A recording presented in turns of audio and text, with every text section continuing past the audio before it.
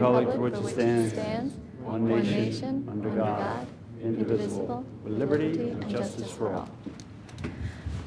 Good evening, everyone, and welcome to the November 24th, 2014 Board of Commissioners meeting. Before we begin, I'd like to make one announcement to a change to our agenda.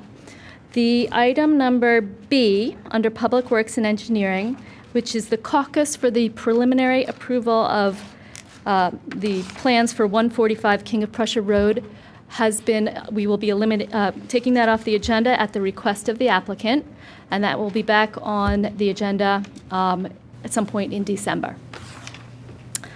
Next, I would like to invite any member of the public who would like to come up and give comment, especially if there's something on the agenda and you're not going to be here, you can't stay through the meeting to comment at the appropriate time, please come up now, and then you can have your comments be heard without waiting. Welcome. My name's Walter Curley, and his name's Shaheen Basiri, and we are here to try to get food for Phil Abundance. We were trying to get food for Phil Abundance, and we got 463 pounds, and our goal was 500 pounds, and we really need that extra momentum, and so we were wondering if there's anyone out there in the public who would like to donate. So if you'd be kind enough to do that, please do tell Donald Curley, my dad. How do you want to talk? Because Walter's like a curly. He'll steal that microphone if you're not. My name is Shaheen Basiri. I am doing a food drive for Phil Abundance. This is my second year.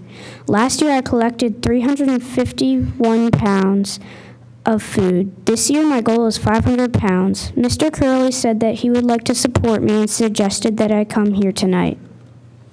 So this was Shah's initiative. He did it in the neighborhood. Walter, on his own initiative, offered to help him. So the two of them were out raising food. It's they wanted 500 pounds. It's a classic example of us adults learning from our kids. So I decided that I would become their honorary chairperson. And so if you want to donate, most of you know how to get in touch with me. Get in touch with me, and I will coordinate Shah and Walter. But Shah and Walter are doing all the work. So they'll generate the fund, they'll gather the food, and we'll make sure it gets to Phil Abundance for the holidays. Thank you. Thank you so much for coming in.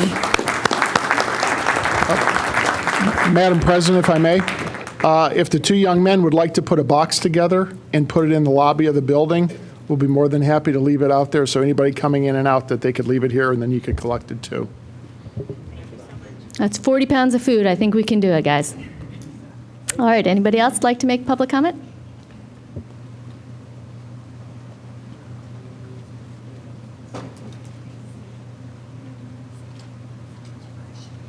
Thank you. Good evening. My name is Eileen Clay, and I'm here about Ordinance 2014, which is up for adoption tonight. I live at 234 Barclayton Circle, and our street, 1,500 feet of it, is going to be designated one-side parking only. And most of my neighbors, at least 75%, are against this adoption. It originally started out as all of Conestoga Village, and now it's come down to just this little piece of our street, and I'm not quite sure why. There have been traffic studies. We've had the fire commissioner out. The study was done over the summer and the summer months and the spring. And during the holiday season. It hasn't been done when inclement weather with leaf removal, with snow removal, and with the number of children in Conestoga Village under the age of 6 and 8, our biggest problem isn't the fire trucks. It's the Villanova students or the people who pass through our area with no speed bumps at high rates of speed. And since I've lived in this house for 21 years, so many children have been injured, and my neighbor was injured. She had to be medevaced out of Conestoga Village. So I know that is our primary concern. I know that fire safety is very important. My father was a Bryn Mawr fireman for 25 years, as was my grandfather, till their death. So believe me, I want the fire trucks to be able to get down my street, but I don't believe that is a pressing issue when it comes to the safety of the children on the street. And now with the holidays coming up and the grandparents and our families visiting, I think it's very punitive to do it at this particular time. So that's all I wanted to say. Thank you very Thank much. you. Is there anyone else who would like to make a comment? Hi, Commissioners. My name is Annika Walsh, and I'm a senior at Radnor High School, and I'm here with two of my fellow students today. We wrote a letter concerning the issue that happened on the Monday of LM Week. Our letter that we wrote to the Radnor Township Police Department voiced our concerns on the fact that the personal journal entries were released to the media, and we didn't feel that that was appropriate. Our fellow student, she's a very kind and smart individual, and I've had the honor of being in several classes with her. And the fact is that the fact that these letters were released are tarnishing her future. She has a chance at a very bright future, and it might be ruined now because they're only a search and a click away. And we wrote a very respectful letter. There was nothing wrong. We did not mean to criticize the Radnor Township Police Department. In fact, we thanked them for our efforts for protecting the school and making sure there was no possible danger. And I find it a little bit concerning that we were judged because of our age, and that it was said that because of our age, we are not allowed to voice our opinions and that our opinions are not meaningful. And we deserve to voice our opinions and to be heard just like every adult in this room. And because you are the adults and leaders of this community, we ask that you take more care in deciding these things, especially when it comes to student affairs in the media, because we all deserve a chance at a bright future and to not be held down by our past childhood mistakes. And sadly, this can't be undone for what was done to our fellow student, but we ask that you take more time in the future in consideration. And I understand that the steps are being taken to make sure this issue doesn't happen again, and I want to thank you for those steps. But everyone, especially the young people who know the ramifications of social media, and we're being taught in our schools about how the internet can ruin someone's lives, especially when these things are released. So we just ask that you take more consideration to make sure that our fellow students have the chance at the bright future. And we do want to thank you for the efforts that are being taken. Thank you for coming out tonight. Hi. Hello. For those of you who don't know me, my name's Anna Michelson, and I'm a senior at Radnor High School. These are my two classmates.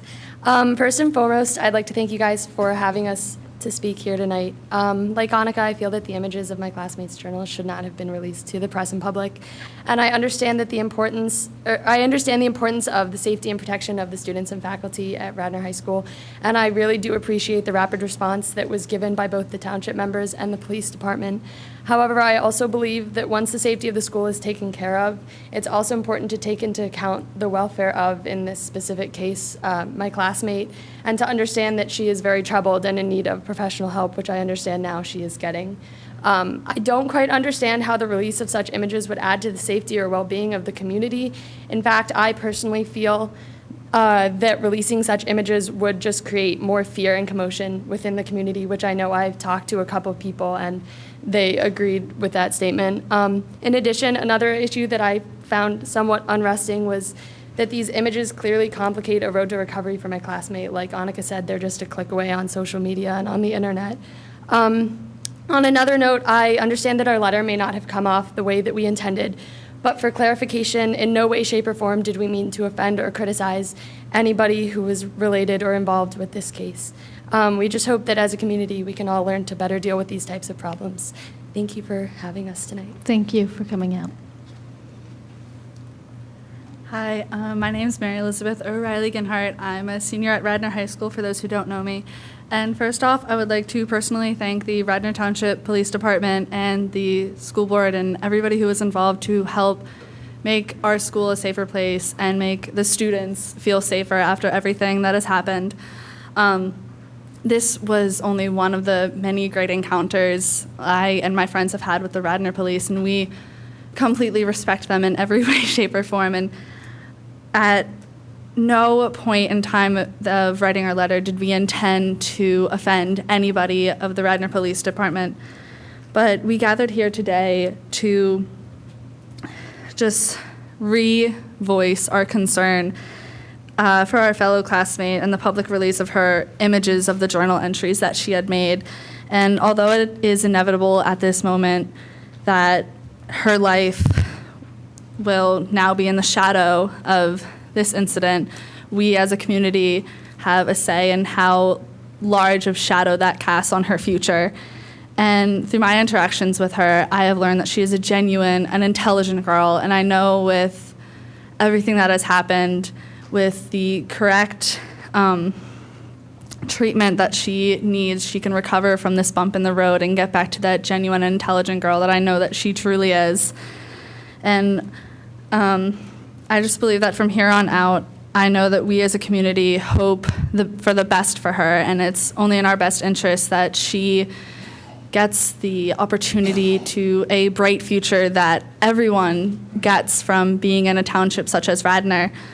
And I just, excuse me, I hope that we can help her prove to everyone else out there that even though everything is just a search and a click away, that we can help her prove that although the releasing of her journal entries may villainize her, that she is able to overcome all of her troubles and just become a better person. So thank you again for having my friends and I here.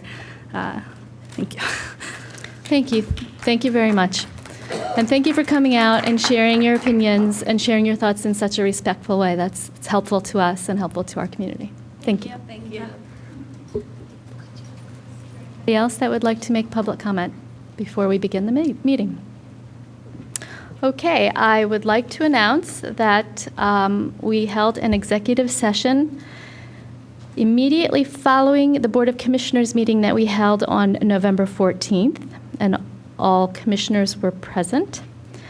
And we had an executive session preceding this meeting on November 24th. All commissioners were present, and at both meetings we discussed matters of personnel, litigation, and real estate.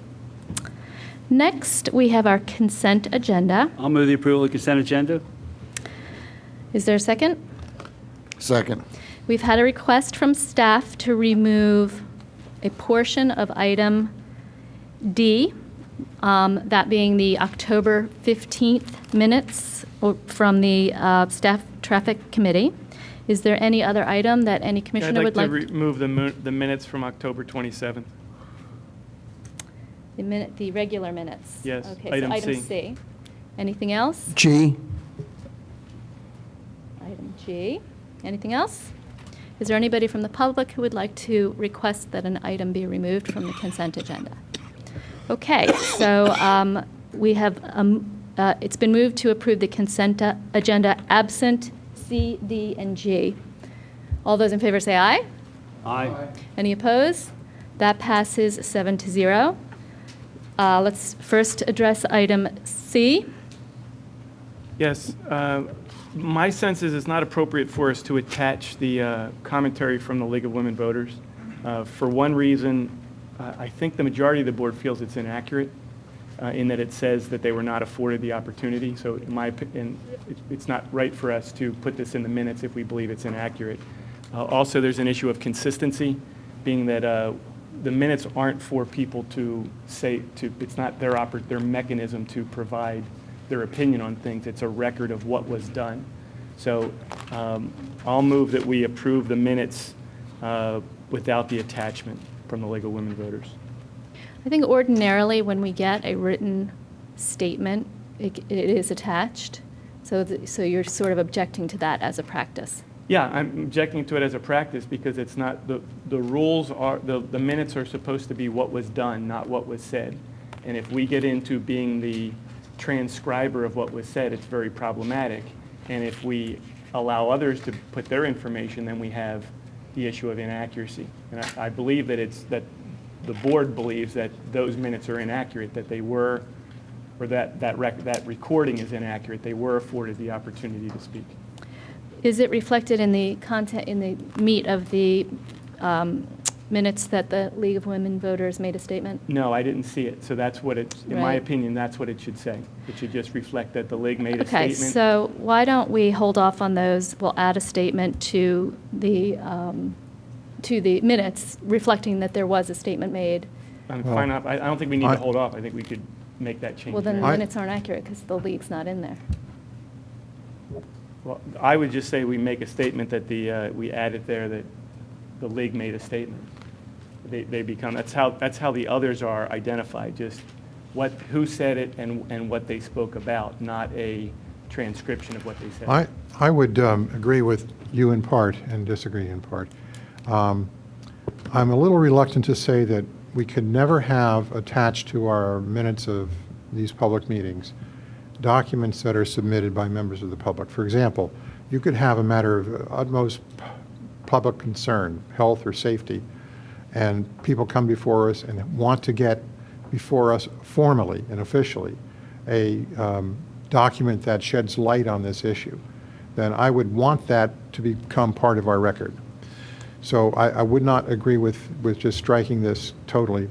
I would agree, though, that if you find some things in here that are not accurate, that if you would amend your motion to say we don't necessarily agree with the statements in the attachment, then I would go along with that. There were actually several of us at the meeting said we disagreed with those comments. Wouldn't it be adequate to reflect in the minutes the league made a statement attached to which the commissioners took exception? Yeah, I think that covers it. I don't think you can not include it just because you don't agree with it. Right. So do you want to make a motion to approve these minutes with that language added? Go ahead and make that motion. I'd like to approve the minutes with annotation that the Board of Commissioners took exception to the statements of the league and that they were factually incorrect. Well, you have to say that the league made a statement. I don't think it's reflected that they made a statement. No, we need to add that. Right. And then we need to say members of the board took exception to those statements. Okay, then just leave it there. And leave it there. Okay. All right. But include this? Yeah, No, you mean include the statement? the attachment. No, I think we're not including the attachment. Oh, I think we should. Yeah, see, it wasn't clear. This is, I think this is getting complicated. Can I make a suggestion? Yeah. If I don't complicate it. I agree with Commissioner Curley that when you start putting documents and say they're attached to the minutes or part of the minutes, that's incorrect.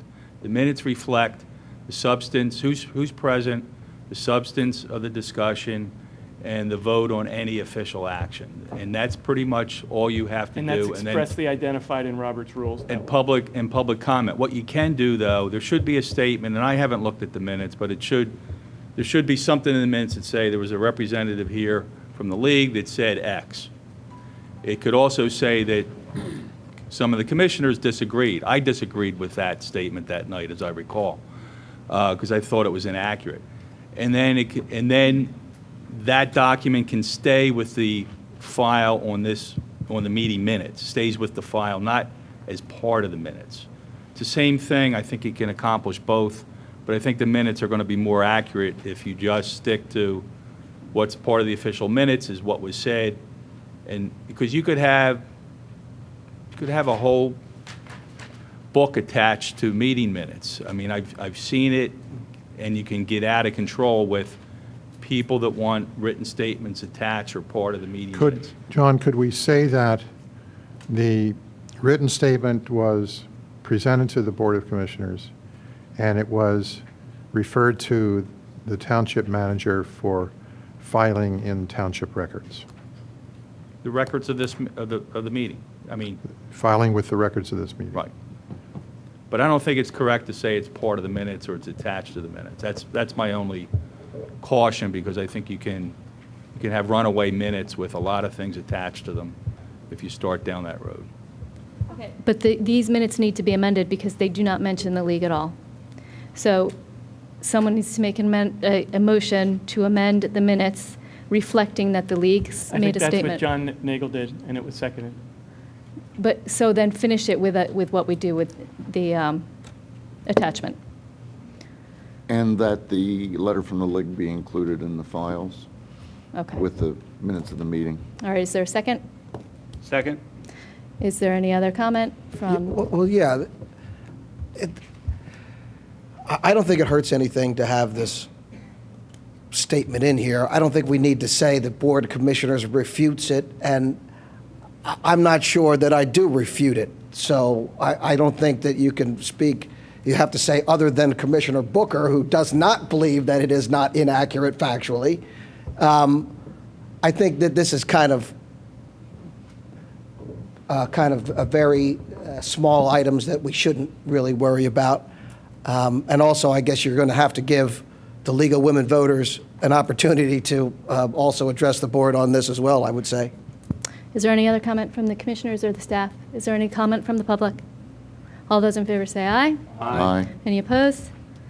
Passes 6-1. Next, we have item D, we'll call out. And just see why this was called out.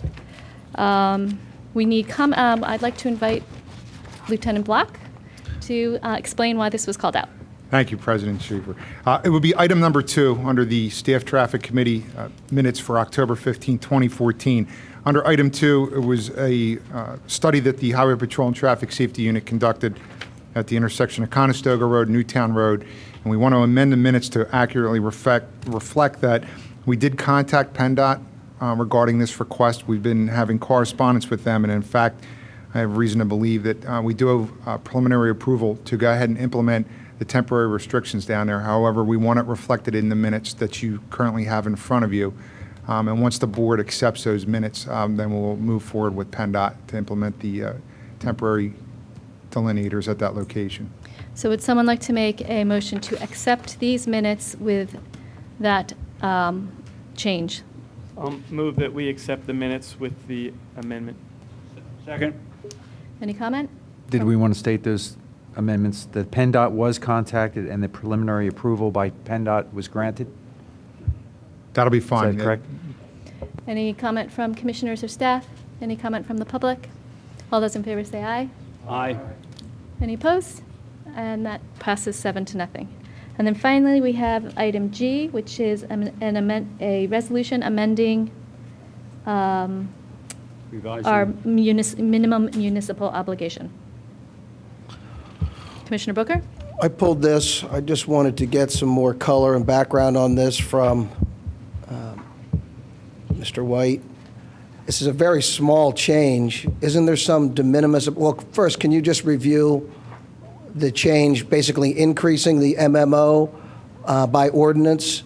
And recognize, and my question is this, a very small amount, is there some de minimis amount that you don't need to do this, or is this absolutely necessary?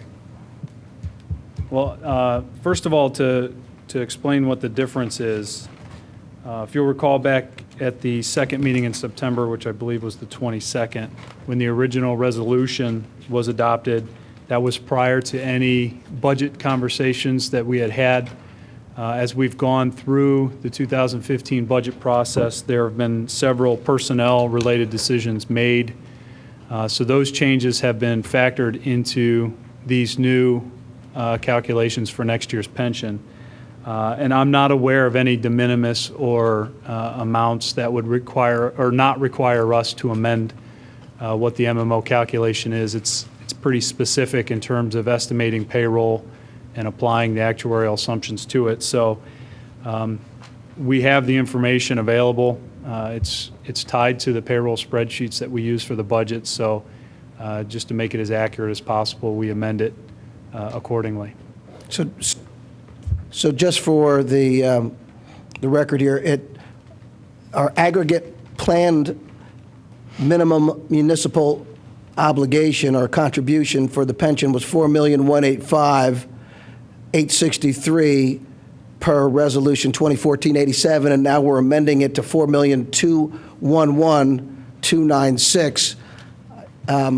So that's a total of $25,000 increase in the MMO out of $4,100,000 or $4,200,000. So, and also I was also just looking at the chart at the end of this, which shows $4,211,212. So it actually is $4 off for some reason. So, in any event, you're assuring me that this is absolutely required and that we have to, by ordinance, increase, even though that's a very, very small amount, under 1%. Yes, sir. Any other comment? Any comment from staff? Any comment from the public? All those in favor say aye. Aye. Any opposed? Wait. Passes 7-0. I think you need to move that to be. We already did. Did anybody move? Second. All those in favor? Aye. Passes 7-0. All right. Next, we move on to a recognition and commendation of two of our detectives, Detective James Santoliquito and Detective Thomas Schreiber. And I'm going to ask our lieutenant and our superintendent to come up and present these commendations. Thank you, Madam President. I'd like to think that we have probably the best detectives in the Tri-County area, and I mean that sincerely. And it goes to show you it's not just about arresting the bad guy. Back on Halloween, we got a very disturbing anonymous email from a resident that was concerned about something that resident read on a Facebook posting. And the Facebook was from an individual that suffers from severe mental illness, and he made some very threatening comments regarding people that he feel wronged him that he grew up with in Radnor Township. With very limited information, Detective Santoliquito and Detective Schreiber were able to find this person on Facebook, access the information, actually voluntarily have that individual come in for an interview, and based on that interview, they realized that he was in need of psychological help. And he was taken to Bryn Mawr Hospital, where he committed himself for a mental evaluation. So I'm very proud of these detectives because I think they went above and beyond, and they actually helped this individual, and I think they also averted a tragedy. So it's my honor and privilege to present Detectives Schreiber and Santoliquito with a commendation of merit. Nice job.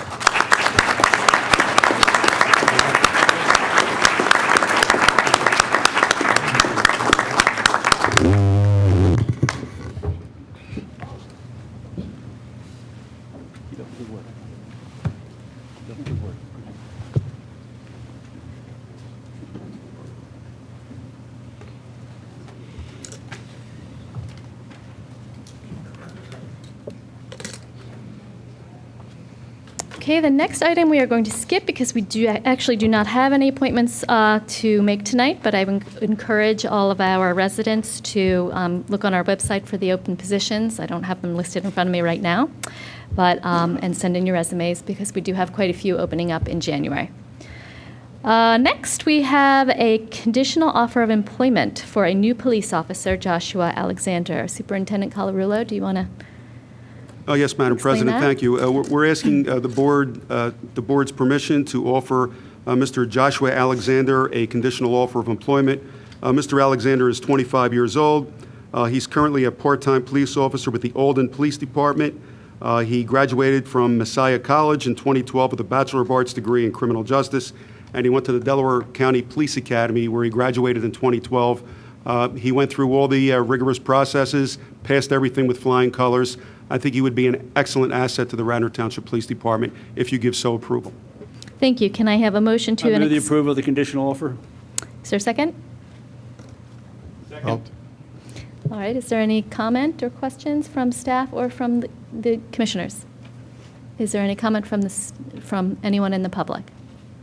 All right. All those in favor say aye. Aye. Aye. Any opposed? It passes 7-0, and the offer is extended. Next, we have a presentation from our financial advisor and CARFAC relating to the bond issue that we are considering for the acquisition of 71 acres of the Ardrossan estate. And I would, yes, I will, if I could, I'll jump in. jump away.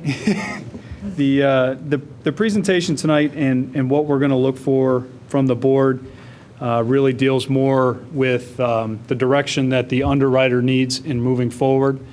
And it is something that CARFAC has worked on, as I'll touch on here momentarily, for the last couple of months with the administration. So, Jim, if you want to turn the laptop on, I'll get going.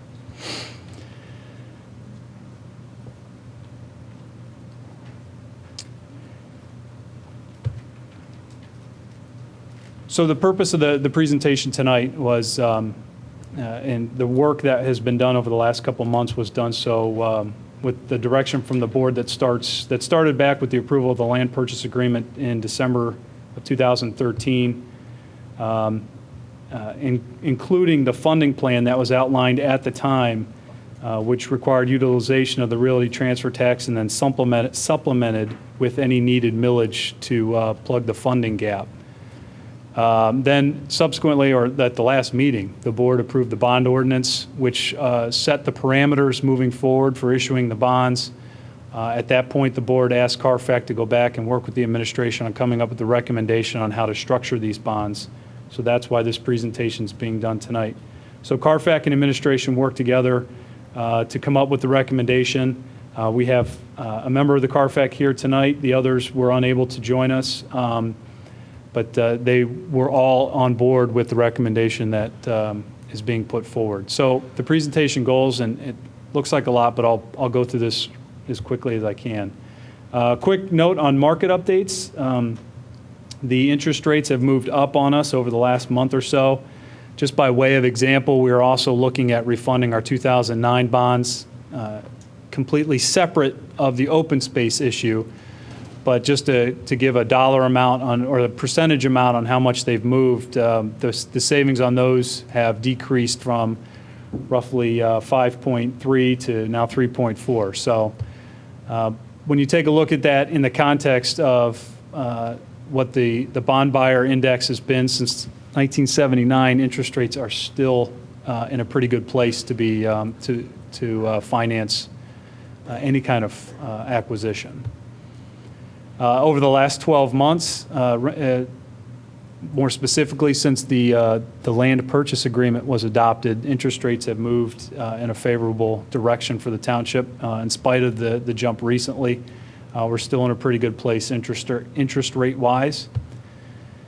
So jumping into the recommendation, and this is more for the public's benefit than it is the board, because the board's aware, but CARFAC's involvement with this goes back to August of 2013 when they began their review of the purchase pursuant to the township's open space policy.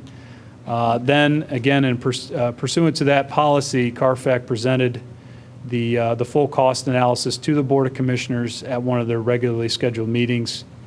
Then in September of this year, the notification that the closing date was moving to December of 14 kind of started the ball rolling for where we're at tonight. So the recommended option is that the township issue one bank qualified bond at a par amount or a principal amount not to exceed $10 million. And that's what makes it bank qualified, is the $10 million threshold. Anything under that is considered bank qualified. Anything over that would be non-bank qualified. At the same time, to fund the balance of the open space purchase with general fund proceeds not to exceed $900,000, and to develop a formal repayment plan between the Park and Open Space Fund, which is going to be the fund that houses the accounting for the open space bonds for the life of the bonds, including any millage that is generated for specifically to pay off those bonds. And then importantly, with no interest costs. No interest cost between the funds, because at the end of the day, it really is all township accounting. The goals being to build in flexibility, as the bank qualified bond carries a 5-year call versus a call feature that would most likely be 10 years on any larger issue, although market conditions might allow for a negotiation to get down to 8 years, but given the current market conditions, there wasn't a whole lot of confidence that would be the case. But the bank qualified would carry a 5-year call. Lower cost at the same time, again, based on market conditions, a bank qualified bond could generate lower interest rates, although as of last Wednesday night, that delta wasn't very significant, but obviously things could change over the next few weeks before the final interest rates are known. A lower cost is utilizing the reserve funds of the general fund by putting those dollars to work rather than sitting idle too, all in an effort to generate interest expense savings of approximately $387,000 over the life of the bonds. Bill, what is the life of the bonds going to be? 30 years, correct? 30 years, yes. The alternative, so basically the decision tonight is either moving forward with what is recommended. If that's not the case, then this is the alternative that the township will move forward with. And again, that's pursuant to the ordinance adopted 2 weeks ago. But issue bonds in the amount necessary to execute the purchase agreement without any general fund contributions. And as I stated, the reason for the one or the other decision point is the result of the bank qualified versus non-bank qualified. It really boils down to the cost savings. The goals or the benefits of the alternative is that it's simple. It keeps the general fund reserves intact, but it does carry a higher cost. So a couple what-if scenarios, because we know there are a few items associated with this that are still variable at this point. So what if the general fund contributions exceed the $900,000 cap? That would result in the Boy Scout house variable falling on it, becoming a township, the township not selling that, as well as market conditions that might cause premiums needed in order to sell the bonds,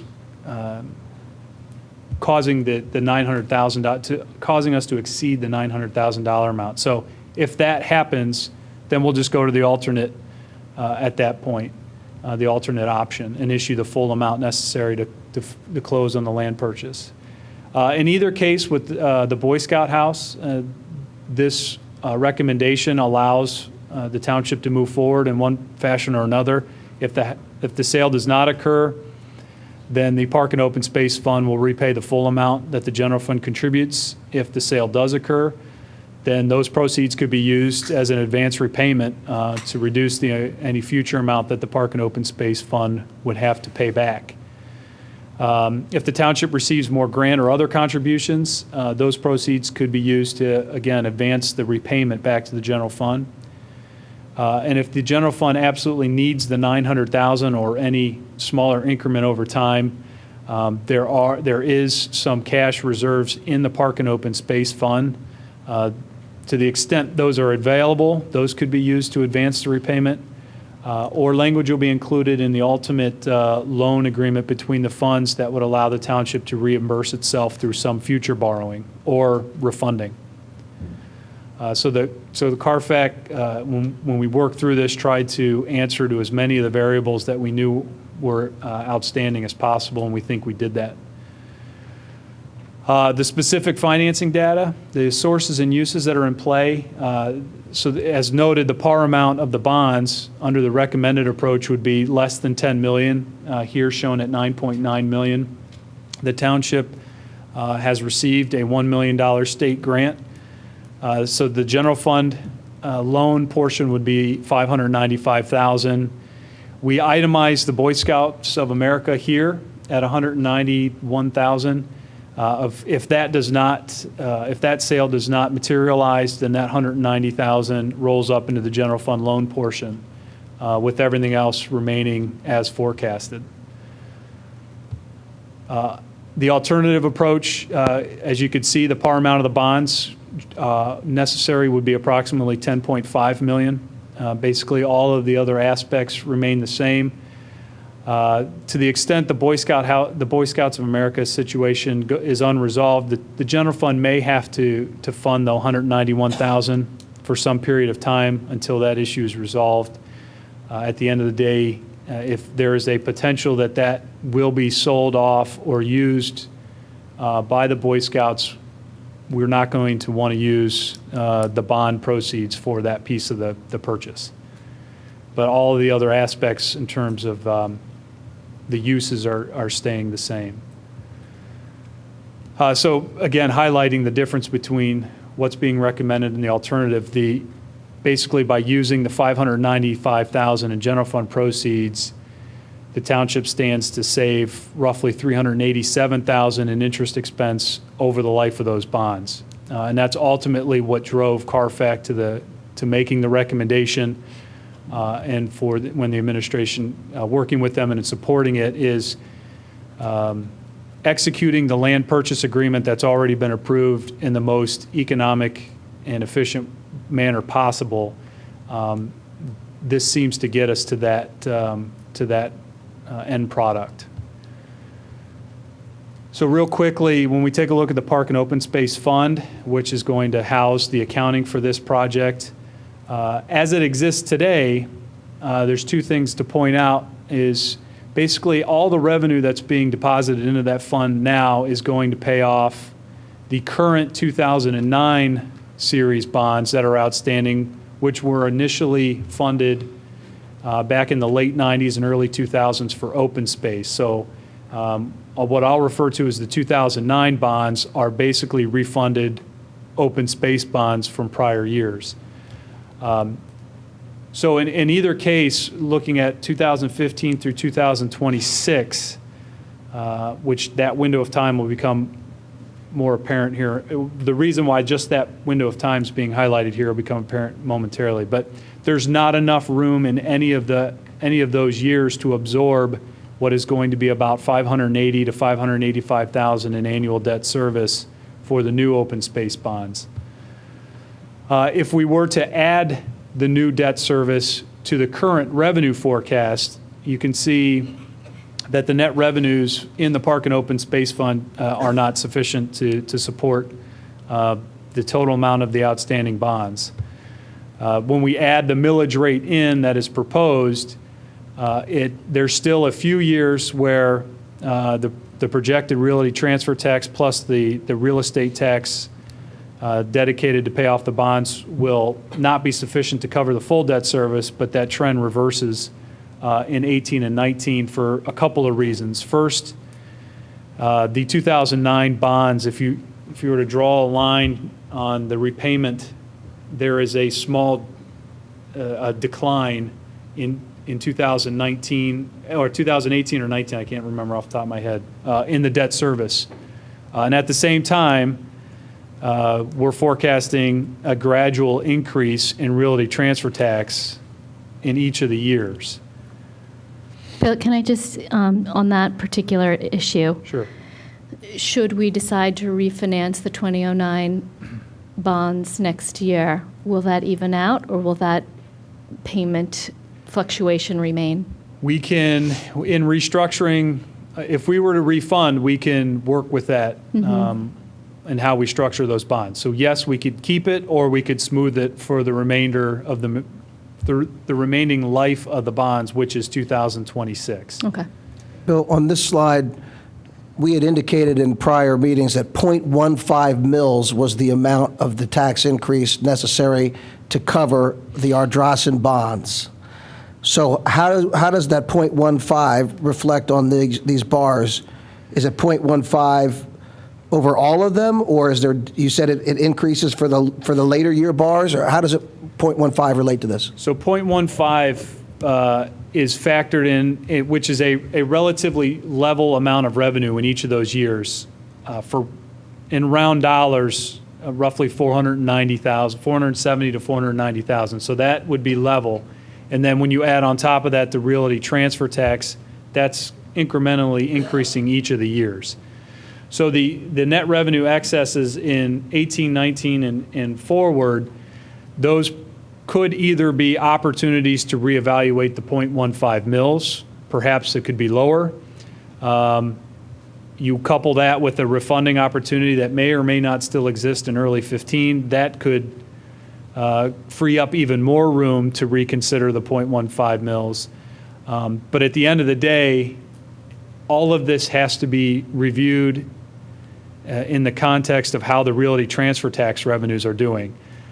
So having a little bit of flexibility in those out years for fluctuations in the realty transfer tax is going to be important to avoid any one year where realty transfer taxes could decline significantly, so that there's flexibility or some reserves built in to buffer those years, so we're not adjusting the 0.15 or whatever the millage is in those years. So the 0.15 is in these numbers along with the realty transfer tax minus the total debt service. Taking a look at the same fund, but now for the life of the open space bonds. So that's 2015 through 2043. You can see, first of all, that the millage period would drop off in 2026, which is the same year that the 2009 bonds mature. So that's why you see such a significant decrease from 26 to 27 in expenses. That's the 09 bond retirement falling off. So from 27 through 43, that is the annual debt service on the 2014 or the Ardrossan bonds.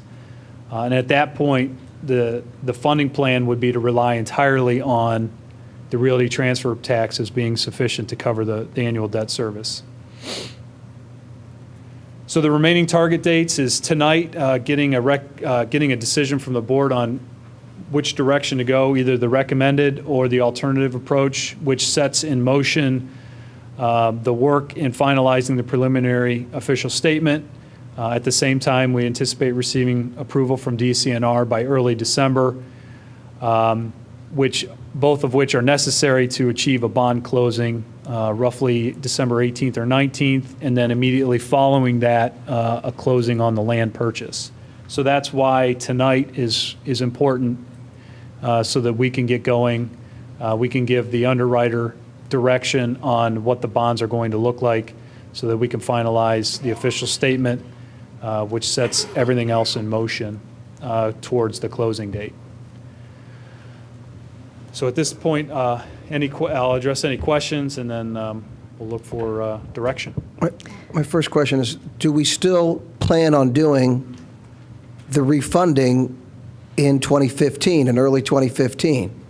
Yeah, yes.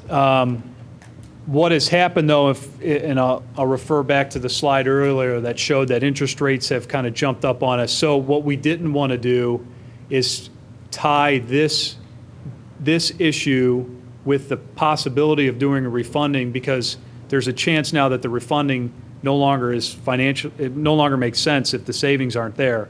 And the savings we want to get is, what's 5%, or what's our metric for savings? The GFOA, their recommendation is 3% net present value savings. However, when we get to that point and we start having these conversations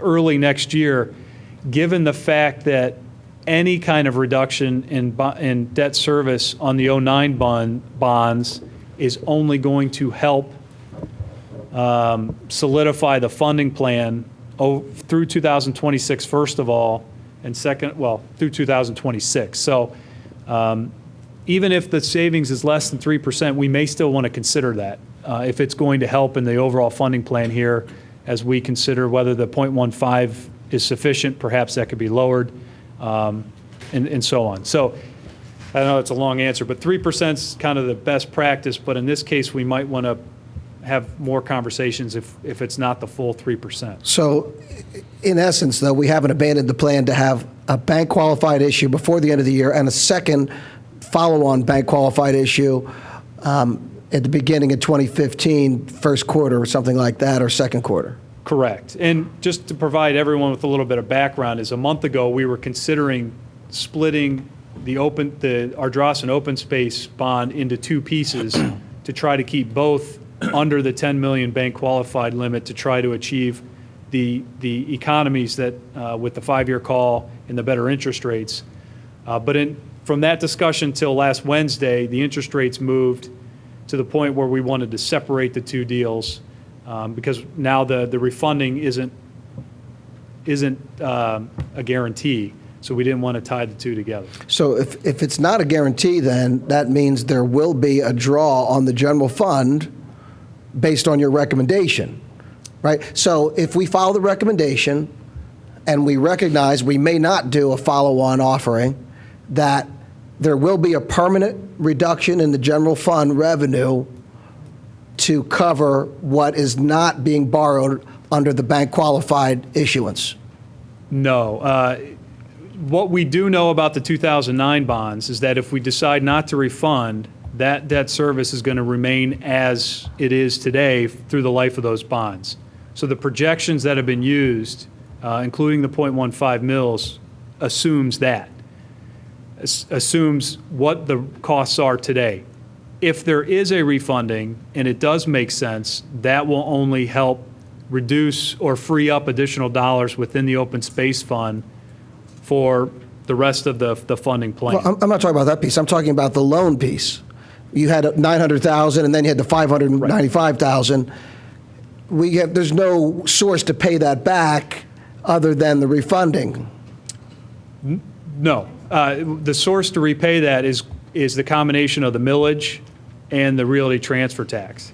And that's built into those numbers. So when we took a look at what the debt service would be on the Ardrossan bonds, the 2014 bonds, included in there is a level, I think it's $20,000 to $23,000 per year from the Park and Open Space Fund going back to the general fund. So that's repayment of that amount over how many years? Well, right now it's 30. Over the full 30 years, but, okay. But that's something we could take a look at. All right, and then you referenced the savings from the bank qualified, roughly $300,000, whatever it is, based on the difference between the interest rates.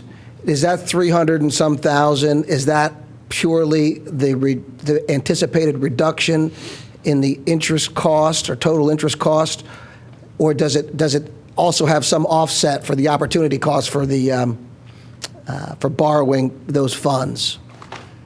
The $380,000 is purely the savings on borrowing less money.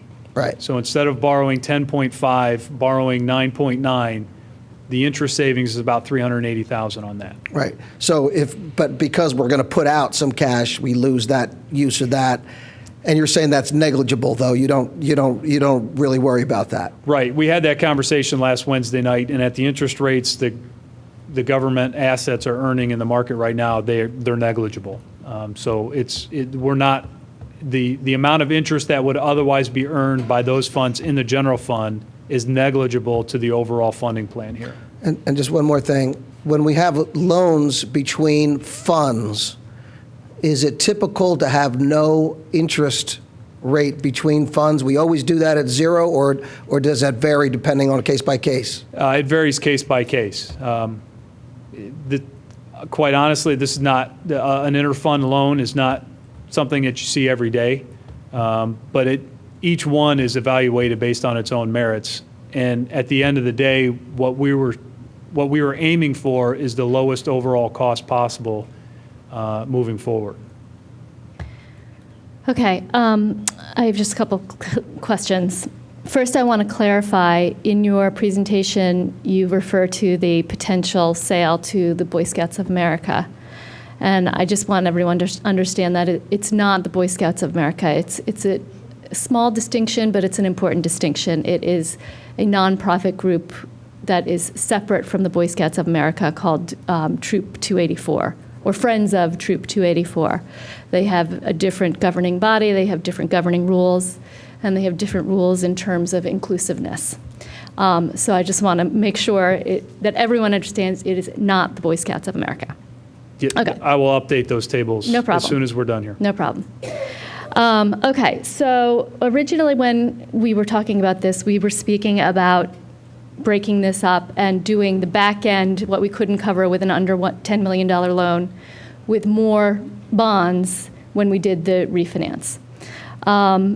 In connection with that, we had decided we would put off any conversation about whether we would borrow an incremental amount to do trails and put that off till the second bond issue and decide then, which was very appealing, not having to decide that at this point. But it now looks as if, A, there's a real chance we don't refinance the 2009 bonds, so there is no other going to market for bonds, right?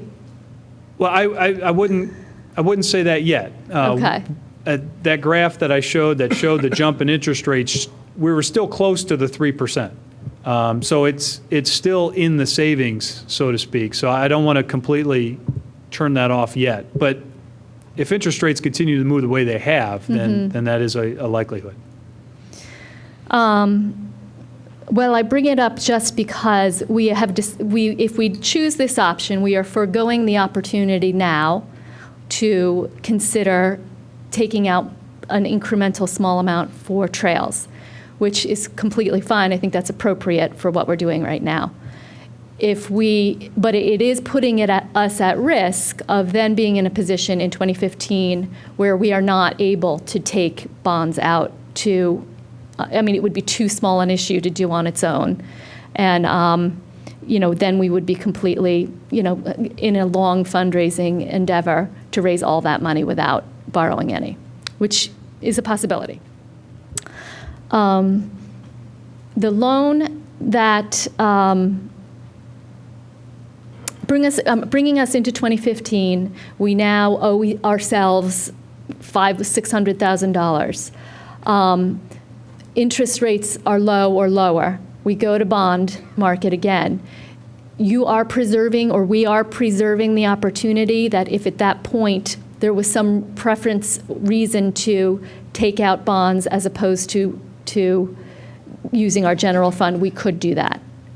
Yes. And that's just a matter of preserving the opportunity in the loan documents or in the bond documents. Well, there'll be a separate resolution that'll have to be adopted that allows for a reimbursement of general fund proceeds with tax-exempt bond proceeds, and that we'll work with bond counsel on drafting that. And it'll have to come back in front of the board, but that would be the idea behind doing that. Yes. Right. And that could be as early as including it in the refunding if we do that in 15 or at some future point. Okay. In case, this is all really the whole plan is dependent upon even revenues or projected revenues going into the open space fund. So if that ever went south for some reason, we'd like backup.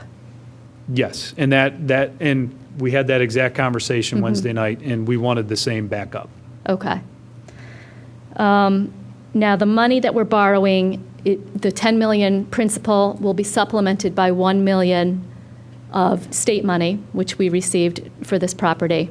There's also an ask out there that is still floating out there in question land from the county. And I'm still hopeful we'll get an answer by December 15th. But should we get an answer after December 15th, that money from the county would go towards paying back our loan. Yeah, and actually, that scenario lends itself to the recommended approach more so than the funding the full amount approach. Because if we go with the alternative and we get those funds, we'll basically put those funds in escrow for 5 years until we can pay down on the $10.5 million. Versus the recommended approach, those funds could immediately go to help pay back the general fund, and we're not affecting any of the tax-exempt bonds. Okay. Well, personally, I'm supportive, and I think this recommendation is a smart way to go. It's being very efficient with our money and trying to spend as little as possible, which I think is appropriate. My one little piece of nervousness is that we end up in 2015, we don't do the 2009 refinancing because rates have gone up, and we're sort of hamstrung about the trails. If that's if we decide as a community we want to get public access on that ground right away and start trail construction as soon as possible, we'll be a little hamstrung. Well, we'd be hamstrung in terms of going out in the traditional bond market. Right, there are other financing options available that we could pursue. If the board wanted to pursue that, there are other options that we could look at. Okay. All right, thank you. And also, I just point out, as you said before, Bill, we can always refund the 2009 bonds. We will be able to do that. The question is, can we get 3% savings or not? And what Bill suggested is maybe we wouldn't get 3%, but we could still refund them and add some new money for trails at that time. There's nothing that prohibits that from happening. It's not like you could still choose it. We might not recommend it, but it's still there. And then I had one other question for our Madam Chairman. Do we have any private funds? I thought we had the Conservancy or others were going to donate money for these purchases. Is that going to happen, or is that not going to happen? Yes, that is happening. They are still in the midst of that. It's the Friends of Ardrossan Park who did a mailing and solicited private funds. Not the Conservancy? They had a large donation from the Conservancy to them, so that the vehicle that would supply the money is the Friends of Ardrossan Park, but most of the money came from the Conservancy. And they have, to this date, it's far under $100,000 at this point. They don't need to do that. They don't need to present that check before this closing because they are raising that money for both either acquisition or trails. So that money can go towards either. Both Commissioner Fisher and myself attended the CARFAC meeting, and I was really impressed with the number of permutations and combinations that group looked at in order to try to maximize the savings for our citizens. I don't know about you, John, but I was quite impressed with the work they did and want to extend a thanks to all of them. So just my comment, I'm thrilled that we can actually put some cash down on this deal, because even though I haven't decided whether I'm going to support the purchase at the end of the year, if you just think about this in terms of borrowing and what any citizen is required to do if you're going to borrow money, you can't do a 0% down. We learned that doesn't work. So I'm asking our administration to actually put cash down. We're getting a $1 million DCNR grant, and we're asking that all the taxpayers that voted for the referendum have already paid in, and here's their chance to contribute directly. We have excess funds in the fund balance, and I think this is a good way to use them. The fact that we're going to save $387,000 on debt service by putting $900,000 down, I think no one would think that's a bad idea. I think that's a great idea. So, this again, the deal is getting better. The deal's getting better. I'm still anti-increased debt. For open space, so I have a big decision to make in the next couple of weeks. But the point is that the deal's getting better. I think it's great that we're able to get this bank-qualified bond issue because of the 5-year call option. So thank you, Bill, and CARFAC for your help on that. Is anybody else interested in commenting? So do you want a vote on this, or do you? Yes, please. Yes. Yes, please. Okay, so I'll go ahead and move that we take the recommendation of CARFAC and our finance department, and we structure the bond issue, or we ask our financial advisors to structure the bond issue as was presented tonight. Which is bank qualified. 10 million. 10 million principal. Okay, there was a second? Second. Is there any other comment or questions? Any staff comment? Any public comment? All right, all those in favor say aye. Aye. Any opposed? And that's passes 7-0. All right. Madam President, if I could, just real Yes. quick, before we jump to the next item, I'd like to extend my appreciation to CARFAC as well. They've really sank their teeth into this over the last year and a half, been all the way around the bend on it. So the idea of using general fund dollars, the reserves there, came from them, and they're the ones who vetted it out. So really, a great deal of appreciation goes out to those folks. Well, I think we all echo those sentiments. So thanks for all the hard work. Okay, next we'll move on to our committee reports, and we'll begin with Public Works and Engineering with Commissioner Higgins. Thank you. May I just interrupt here? And while we go into the Public Works, I just wanted to revisit this caucus for preliminary approval of BMR 145 King of Prussia Road. And I know you announced at the beginning, Madam President, that we are going to take this off the agenda, but I just wanted to get a clarification. Why is this being taken off the agenda, and what precipitated this? Applicant request. The applicant request. So you also mentioned that this would be back on the agenda for December. So what is the plan for this? Because if it's being at the applicant's request, they won't be able to modify it and bring it back by November. I don't think that December. So what's the reason for the request? I'm not. Don't know. Madam President, if I may, this was under mutual request between both parties. Also, too, is Ritu will actually be working with Steve here. We'll be getting feedback from the Planning Commission, and then continuing the discussion, the process. As I'm sure most are aware, that the plan that sat in front of the Planning Commission was not very good, unless there are those who think that that's a good plan. But I think there's a lot of work, so I think the board is taking the appropriate process, working with Steve and Ritu to get the feedback before it does come back before the board. And I do respect Biomed for seeing that, as well as on the township too, is you've got a plan that's got some problems. So I think we will let Steve and Ritu have their conversation with Biomed, and then if we can, if the president of the board allows, then it would be good to have, if Steve can come back in front of the Board of Commissioners and get some additional comments as he works through this.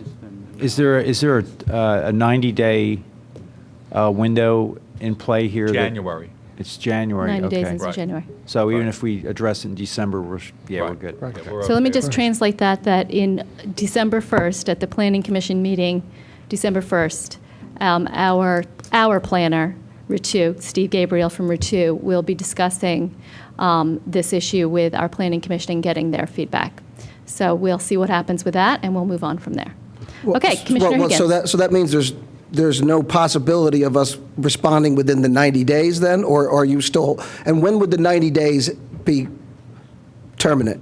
I believe it's the first week in January. So January 4th. So what'll happen is in December, since our plan is still alive, it will either be on your agenda for action, or we will have to get an extension of time beyond January. But we'll know that after the Planning Commission meeting in December. Okay, and will we do a caucus first, and then, or will it just come for action? No, it would just be a caucus. They are still at that level, caucus, and then a approval or denial resolution beyond that. But we'll know that after the Planning Commission meeting in December, where we are, whether they're going to come back in January or whether they're going to push to have a decision in December. So we'll know that then. And we'll know that based on Steve Gabriel and his discussions with the Planning Commission. Right, and the staff's discussion with the applicant and their counsel. I mean, we'll know where they're going with this. We know that there's some issues that came up at the November meeting in front of the Planning Commission, which were never addressed by the applicant. Right, basically the Planning Commission denied the plan and said there's plenty, not ready for prime time, and there's all these various issues and they remain unaddressed at this point. Correct. So we feel like they will be addressed December 1st, or that'll be just a conversation. And I apologize for the beating this dead horse, but I want to just make sure everyone understands the process. Yeah. We all understand. So it will be, what, Okay, let's we move ready on. to go? Yep, let's go. just let John was about to, what you were about to say? No. I'm done on this topic. All right. So Rich, let's move on. We have an applicant here. We have people in the audience that want to talk. I understand, but so we just want to make sure that December 1st, we will hear from Ritu and the applicant at the Planning Commission meeting, and that will hopefully drive where the Biomed development goes subsequently. And it won't be done for this year, obviously, is what we look at. Okay, next we have the Villanova conditional use decision with Commissioner Higgins. I'm going to recuse myself from this discussion and vote, and Commissioner Higgins will be chairing this part of the meeting. We have on our agenda an application from Villanova University for approval of development on Lancaster Avenue under Section 280-135 of our Radnor Code. And just as a little background, I'm going to bring John Rice in here to give us the framework for our acting or not acting tonight. But in March 31st of this year, the Township Board of Commissioners passed an ordinance called the Comprehensive Integrated College Development Zoning District Ordinance, which provides for the colleges in our township colleges and universities in our township to design and build within that district dormitories, parking garages, performing arts centers, retail shops, and other things too that are enumerated in Section 135. And The applicant, in this case, Villanova University, has submitted a plan to the township for what I just said: dormitories, parking garage, retail shops, and performing arts center. Under the municipality's planning code, our Board of Commissioners now sits as a quasi-judicial body. That is, we don't make fact-finding decisions, we make adjudicatory decisions. And so since we cannot get into the details of the application and approve or disapprove, we, as a board, we have, under the code, municipality planning code, we have used outside counsel, William Bola, to represent the township. And the process went forward within the last 90 days through a series of public hearings transcribed by a stenographer. Witnesses were called by the applicant, sworn to testify. Exhibits were introduced, arguments were made. Mr. Bola, in representing the township, also brought witnesses. They were sworn, testified, exhibits were introduced, arguments made. And lastly, persons that had been admitted as parties to the proceeding at the start of the proceedings, members of the public that is, were allowed to argue, cross-examine witnesses, bring their own witnesses, introduce their own exhibits. So all that process, those events went forward. We had 4, 5, or 6 public hearings. The Board of Commissioners sat through all of them. And Mr. Bola, resulting from that process, I believe Mr. Bola drafted an order for the Township Board of Commissioners to act on. Well, there were proposed conditions. Proposed conditions, sorry. Right. And then from there, I think you, the solicitor, worked up the terms of a proposed or possible order, and you had input from members of the public, the township staff, and the applicant itself. So where we are right now is about to consider the application, or rather consider the order that was drafted. And I think, John, it's worthwhile mentioning that you submitted to the Board of Commissioners a memorandum of law outlining the metes and bounds of our board in its adjudication of the application. So if you want to pick it up at this point and talk about that Okay. memorandum. Well, just to clarify, a conditional use application is much like a special exception that goes to the zoning hearing board, but the planning code sends conditional use applications to the elected body. So to the extent that the board's sitting in a adjudicatory fashion, it's run like a hearing. There's evidence called. The applicant has the burden of proof to move forward.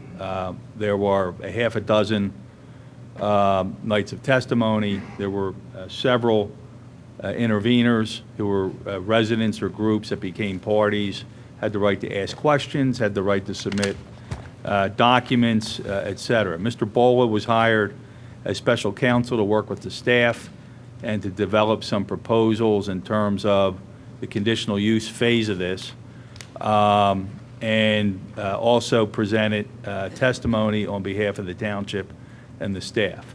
The board in this process sat as judges. There were objections. Objections were ruled upon. Not many, but there were some. And after the conclusion of all the testimony, all the parties were given opportunity to submit proposed findings, proposed orders, memorandum of law, whatever any of the parties wish to submit on the issues that were in front of the commissioners under the zoning ordinance. The commissioners are bound to make a decision within the confines of what's in the zoning ordinance or other applicable ordinances. So that's, you're sort of in that zoning box at this point in rendering a decision. Assuming there's a favorable decision tonight, then the applicant will have to proceed to file a fully engineered land development plan, which wasn't done at the conditional use stage of this. And that then will go through the familiar process of the Township Planning Commission, the County Planning Commission, a caucus in front of this board, and then a decision on that engineered land development plan. All the details of stormwater, parking, et cetera, will be fully fleshed out during that. But the conditions that are before the board tonight and the decision that's before the board tonight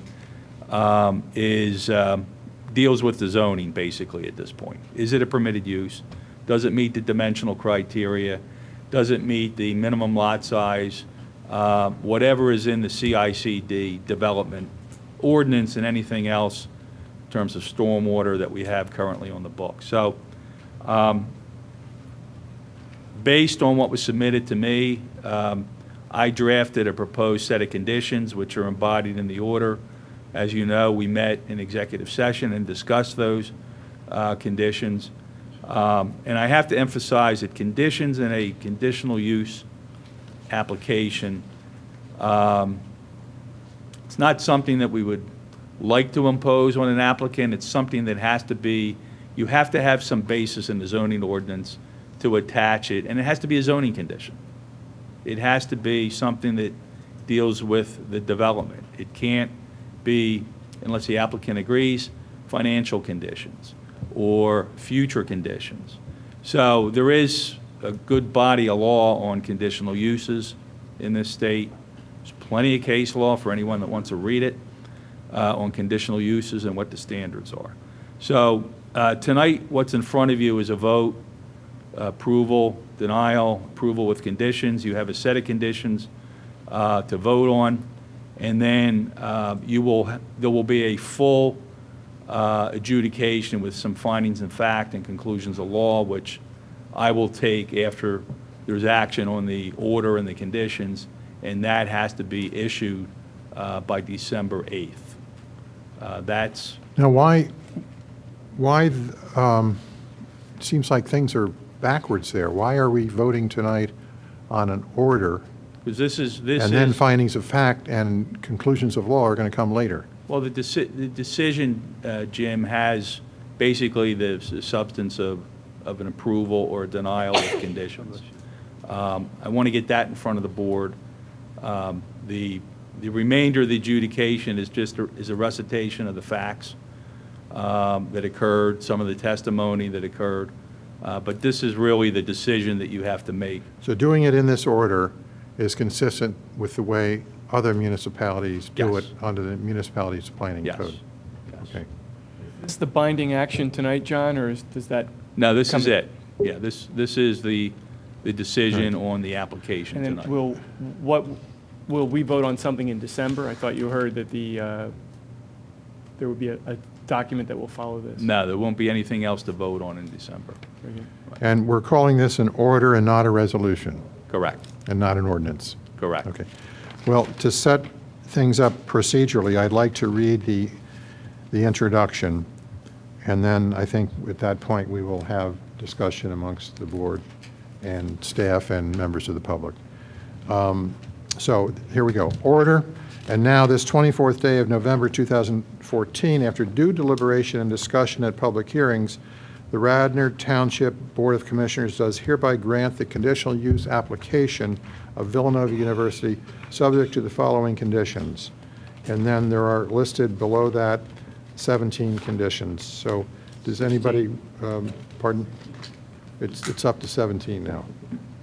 Today's version is 17. Does anybody want to move the passage of this order? Can I just add something before you vote on this? There were some additional revisions that I made to this, so I can highlight those. I was going to discuss them, but Okay. All but right. I'd like to get it moved and seconded. Second. 17 before we make the 17. Mr. Chairman, if I may, will there be an opportunity to also comment on these Yes. situations? Yes. Okay, before the board actually would make a motion? Now, we make a motion, put it on the table, then we have discussion. And then you'd have to amend it after the motion. That's then. right. All right, is there a motion? What's number 17? I didn't get that. Are the applicant's land development plans shall be in substantial conformity with the conditional use plans dated May 2nd, 2014, as amended during the hearings? I'll move the approval. Second. Second. All right. Let us go through the process. Now, I'd like to point out what was changed today. If you go to paragraph, condition number 6, this discusses appropriate fencing be provided on both the north and south sides of Lancaster Avenue in the area of Church Walk, pedestrian bridge. And the second sentence says, a gate shall be provided for vehicular and pedestrian access during church events if approved by the Board of Commissioners, and here's the new wording, during land development. That's Article 6. Article 7, that the university preserve the entire area known as the Old Wind Triangle and restrict it as open space, except for that portion of the area necessary to provide, and here we insert the word pedestrian activity and then we continue on handicap accessibility improvements for the adjacent SEPTA rail line. Okay? And then we go over to condition number 15. The applicant shall maintain a pedestrian crosswalk from the proposed project site to the existing church at the present church walk location, and then we insert if approved by PennDOT. And then the final change that was made today is article or condition number 17. The applicant's land development plans shall be in substantial conformity with the conditional use plans dated May 2nd, 2014, as amended during the hearings. So there you have the current condition of the proposed order. Is there discussion? Just first clarification on number 6, we added the words during land development, that appropriate fencing be provided, et cetera, gate provided for vehicular pedestrian traffic during land development. What was the need for saying during land development? You're saying it has to be, like, we can't agree on it any other time, or what? Well, why do we need that? Because we want to get it set when those engineer plans come in. It wasn't clear whether it was going to happen tomorrow or 10 years from now. So just to make it clean and it's clear that that issue will be dealt with once the land development plans come through. So you really mean in conjunction with the construction approval process, right? Yeah. I think that's, yeah, it should really, John, it should say during the land development process, approval process. That would make it clear. Right, rather than sometime after construction is completed. I Yes. guess that's what your concept is. I agree with that. Okay? So it'll read during land development approval process. Yes. All right. John Rice, similarly, the logic behind changing number 15? 15. If approved by PennDOT. That is a state road. So the request from the applicant was to clarify that PennDOT had to approve that. It couldn't be a condition that was impossible to meet. So ultimately, PennDOT's going to deal with all the Lancaster Avenue issues. So there's no way that would be permissive? In other words, PennDOT, we couldn't put that in even if PennDOT didn't approve it?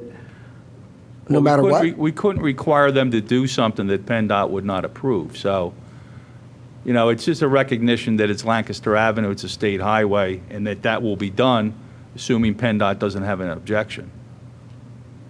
And then number 17 is just a reference back to the plans that were testified to, that were filed with the application, to make sure that nothing substantially changes from those plans, such as the bridge over Lancaster Avenue and other details. In number 17, John, is it implied that the conditional use plans include all the exhibits that were introduced in the public hearings?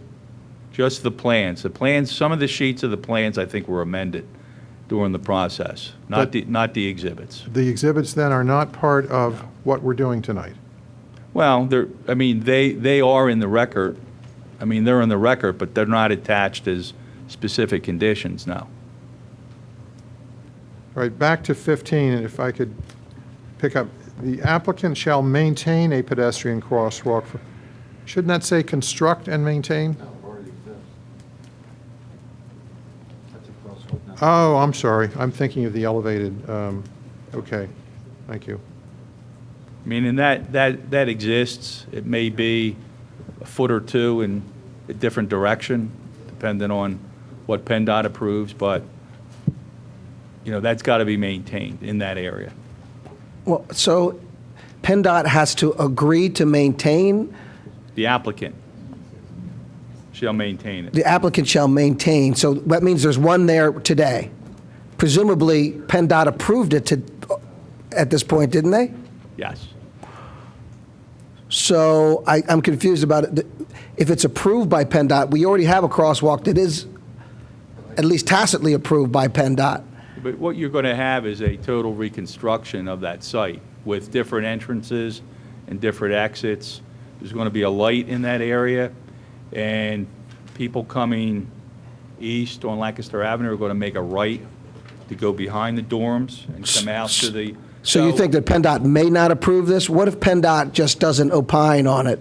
Or Mr. Curley, PennDOT's not one of his favorites. Maybe they just are neglectful and they don't respond to us. Should we? They'll respond.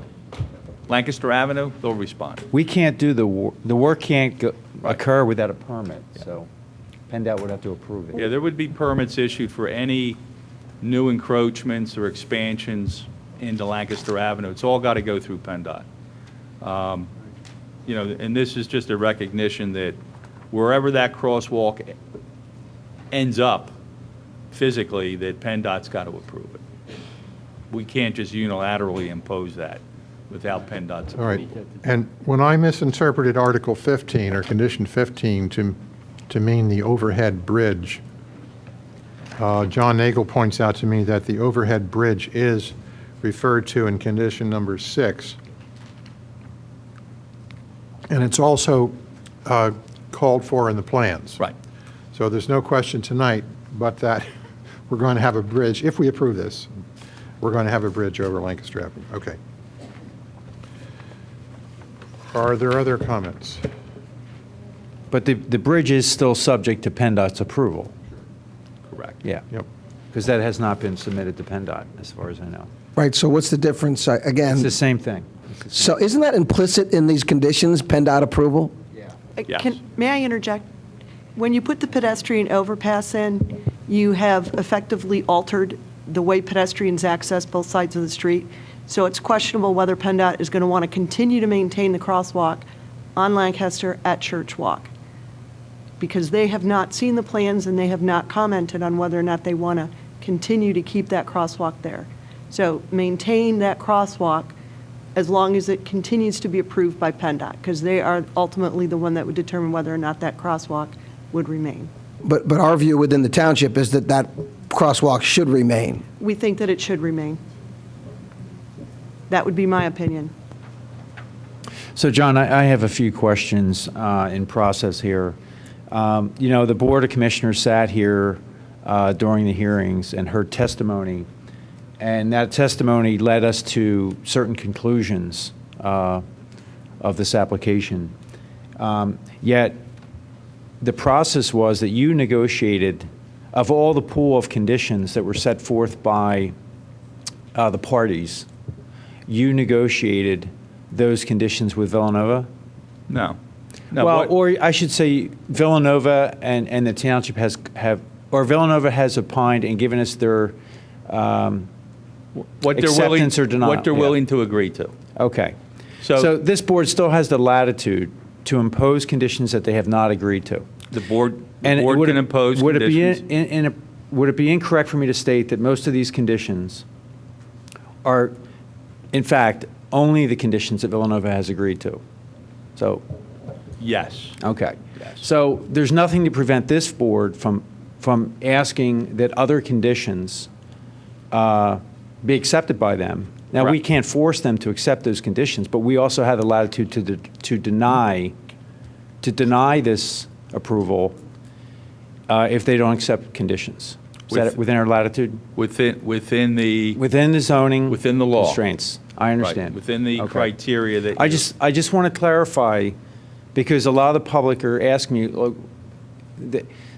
I'll put it this way, the public keeps hearing that, oh, don't worry about it, we're going to take care of that at the next stage. And we're now at the second stage, and a lot of the things that the public and the parties, interested parties, had put in there are not being agreeable to Villanova. And, you know, it becomes a trust issue where the public keeps hearing, don't worry, we'll take care of that at the next stage. And, well, the very last stage is coming, so pretty much. So it's concerning, you know, for the residents that live near the university. And, Well, John, you know, let me just so it's clear how everybody was invited to submit whatever they wanted. I put all that together, sent it to the commissioners, sent it to all the other parties. All the conditions and all that stuff is in this book, in the 3-ring binder. There was a lot of material submitted. Sent it to everybody. Villanova then responded, some of the other parties responded to other proposed conditions. And, you know, Villanova, and you all got the responses, and they responded to conditions that they thought were acceptable, which they didn't propose, but other parties had proposed, that were illegal and didn't believe that the board could impose those, and then other ones they just wouldn't agree to, legal or not. So what I presented to the board in the executive session were the things that there was, you know, agreement on from the applicant. You also had input from each commissioner on the different issues, what we Correct. thought Correct. should be in here. Right. It's not just Villanova doing this. The commissioners told you what they were in favor of and what they weren't in favor of. Because Right. I did. I told you that. I think I spoke with all of you about conditions that you thought were acceptable or not acceptable, and that's how you got the order prepared. But I didn't, But I the didn't end of the- negotiate with anybody on. No, I understand. But at the end of the day, you know, there were conditions in the original list that Villanova has not agreed to, and were, in fact, legal conditions. Some of them were. Or you could argue that they are legal conditions under the zoning code. Okay. I just want to make sure that everyone knows that is the process, that is what's happening here, because a lot of folks were a little surprised to see that there was an order on the agenda for tonight. You know, again, this is not something we do every day. It's not normal business for us to have these hearings and have these processes. So, okay, anyway, to that end. So one of the conditions that there's actually 2 items I want to talk about. First of all, I want to thank Villanova because they have agreed to some conditions here that are very helpful, and I think will actually bring some peace to the residents in the neighborhood.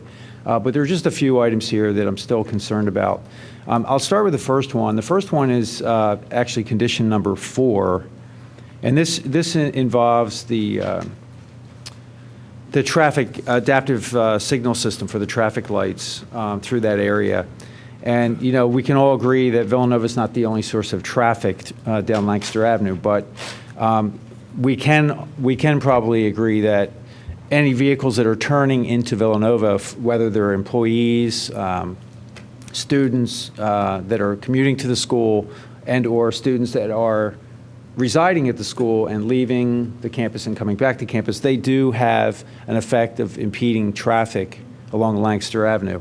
So, you know, one of my concerns in these processes is that we're asking the applicant to come to the table and pay for things that they are, you know, in some ways responsible for. And in this case, we've asked for a condition that they provide adaptive timing for the Sproul Road, Church Walk, Eichen Avenue, Lowry's Lane, Airedale Road, and County Line Road, which is a fairly long stretch. But anyone who drives that roadway knows that there's a lot of relationship between what happens at one light and the other. So, you know, and the goal here is to keep the traffic flowing, and I'm sure that's PennDOT's goal too. My concern here is that Villanova has only agreed to fund $175,000 of this cost, yet we know, I believe administration has told me the cost is double that. And I think this is an opportunity for Villanova to come forward and help pay for that more than 50%. And I want to stress that, you know, Villanova is a great neighbor, but one thing we're not going to get from Villanova over the long haul that we might get from another applicant is we don't get the tax revenue annually that helps offset the cost of road improvements that we may have to do as commissioners. So, I'll use Biomed as an example. If Biomed does construction there, we know we'll get tax revenue from Biomed, and that will help offset any work we do on that roadway in the future. We don't have that necessarily from this applicant, and any cost that we're going to bear here should not end up falling on the shoulders of the taxpayers. And, I think a lot of taxpayers have spoken on this topic, and I would like to see Villanova contribute the full expected cost of those traffic timing enhancements to help improve traffic flow through that section. So that's my first issue. So I'd like to put that on the table as an ask. Again, it's been characterized as a $300 to $350 million project. And, I don't know what percentage $175,000 is of that, but it's a very small percentage. I think it's 0.2. I'm going to say 0.2 or 2%. John, what's the motivating factor here for this traffic adaptive system? Well, the motivating factor is that every time I traverse from... No, I don't mean that. I mean, yeah. who is pushing for this? Is it PennDOT? No, this is the residents tired of being stuck in traffic and watching the lights change ahead of them before they get to the light. So the idea is that, this township has for a long time recognized that if we don't improve traffic flow along Lancaster Avenue, that it affects quality of life, health, and safety. There's no doubt. If you have gridlock in front of Villanova University, that could prevent fire trucks, ambulances, and other police vehicles from getting through that area to get to the east side of the township. So if you live on the east side of the township, this is a very important aspect of your life. This isn't a nice thing to have. This is necessary. This is a health, safety, and welfare But is there a way to get others to contribute to Well, and we cost of have. this? Well, we have. We have the applicants at Villanova Center agreed to kick in some money to the adaptive timing. So anytime there's any construction along Lancaster Avenue, we've asked every applicant to kick in some money. And here we're asking Villanova, again, $350 million project, and they've agreed to give us $175,000 towards the cost, but the true cost is double that. So, this is a big issue. In my opinion, we want Villanova to succeed, and part of that success comes from getting this done, getting this adaptive timing system in so that there is free flow of vehicles through that area so that we don't have daily traffic hindrance. But if you related were to move onto a street where there are no sewers and the municipality decides that they need sewers on that street, would it be fair to you to have to absorb the entire cost of the sewers? Well, under or should they be special- shared by the other residents? It's shared by the other users of the roadway, or the Mr. of the Chairman, if I highway. may, maybe Yeah. just to add on to that, we asked Brandywine to share in the cost of a traffic signal, which was, we had gotten them from originally, we talked 25 up to 100,000. Administration is going to recommend that each one of these signals here be at the same amount of $100,000, that this number be moved from $175,000 to $600,000, which again would be equal to the ask that we made of Brandywine. We should be consistent in these. And also, too, we have heard nothing but traffic issues and concerns. You're going to have significant development take place, and I think this is only a fraction of the cost that they would want to contribute, not only in helping traffic, but it will help traffic also to those going to and from their facilities. And 175,000 is 5/100ths of a percent of 350 million. The fact of the matter is you asked Brandywine to do one light. You didn't ask them to do 6 lights in the area. You asked them to do 1 light. But Bill, also too, though, is the board was satisfied with 25,000. I'm just telling you my opinion. Oh, I know. I'm not debating it. I'm not debating the issue. I got you. All I'm saying is that I decided that Villanova should pay for these 3, and that's my decision. And the rest of the board can make their decision. The 3 or 6? 3. The 3 are not on Villanova, near Villanova property. These are right at Villanova, the 3. Well, I want to clarify, this is an adaptive timing system that these lights have to talk to one another. And Well, that's right. Somebody else is going to have to pay the other 3, Well, John. Yeah. so I guess that, it's either never going to happen. We're or asking Villanova to pay for the 3 that are right on their property. So it's either never going to happen, or we're going to have to raise taxes a few point some mils to help cover the cost of all this additional Because work. Bill Spengler decided. No, that's not fair. Rich, that's ridiculous. Well, that's what Bill said. I said that. I'm just saying, I'm repeating what he just said. I'm trying to find comment. I'm not asking Villanova to replace all of the lights. And I agree with what Bill's point is. There are 6 lights in here. Only 3 of those really are related to what Villanova's doing. But if I may add to They're that, offering to pay 50% of all 6. And no, Bob, we know your opinion. well, John, also too, That's though, but also too, John, 3 years ago, when we sat with Villanova, originally Villanova was only going to study South Ethan Avenue for traffic. And that was, we couldn't have that, so we expanded that use. I think this is responsible for them to do this, which is not all the signals that originally we had talked about that we could ask Villanova for. Okay, so to bring fairness to this, and I agree that you can't ask an applicant to do off-site improvements. That is not lawful, it's incorrect. But in this is an odd one because they're connected. They're connected. And we want to connect them, that's the point. So my ask of the board and of Villanova is, look, you don't have to pay for all of them, but at least fully fund them. So, the 3. And the estimate that we're seeing here, it's going to cost far more than $175,000 to do this. So if they could agree, yeah, because it's a lot of rewiring, it's a lot of change there. So This is the estimate, John, that we got. well, from our- we only have estimates, Bill, to work on. So this is a fair process. Well, John, So- why don't you make a motion? Yeah, so my motion is that we ask Villanova to kick in $350,000 towards this. So I'm asking them to double their contribution. And just again, we don't have the future tax revenue to offset the true cost of this project. And we get that from every other applicant. So this is a case where, All right, what did you, let's see if there's a second. Rich, you said what percentage? 5/100ths. of 5/100ths Is of there a second to percent. John's motion? Well, I will second John's motion, but Mr. Zinkowski requested 600,000, right? And so the township manager had a much higher number than what your 300,000 is. And my number's a compromise. I think I'm trying to be reasonable. Bob has the reality of running this township, okay? I have the reality of balancing the needs of the township and balancing fairness to the applicant and the taxpayer.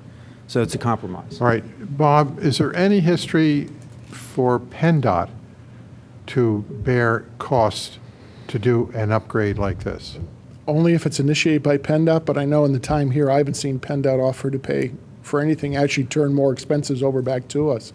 But I would be in agreement with Commissioner Fisher on a compromise at 300,000. 350. Or 350, sorry. Sorry. Well, you don't have a second yet, so. Yeah, second. I second. Again, I'll rest on that, but I think I'm being fair with this ask. This is not outrageous.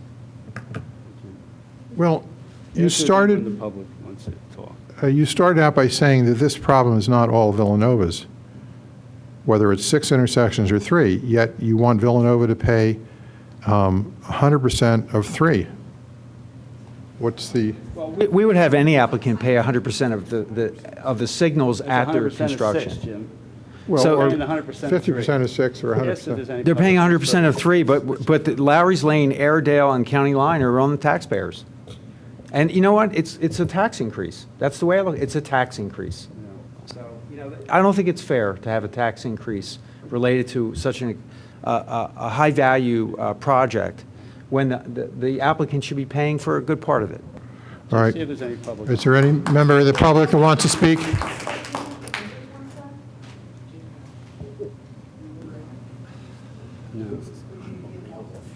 Rick Leonardi, 30 Alwyn Lane. Don't forget, Villanova Center is a light that's going to be coming online. It's going to be part of this traffic adaptive system. It's going to have to be tied into it. Once 7-Eleven East Lancaster gets built, that's going to be a nightmare. All right. Let's call the question, Jim. Anybody else? No, don't answer anybody else. I would, Leslie Morgan, 12 Farm Road, and especially to Ward 1, who has to pass through this area, and it's already a problem. I would remind you that you all voted for a zoning change.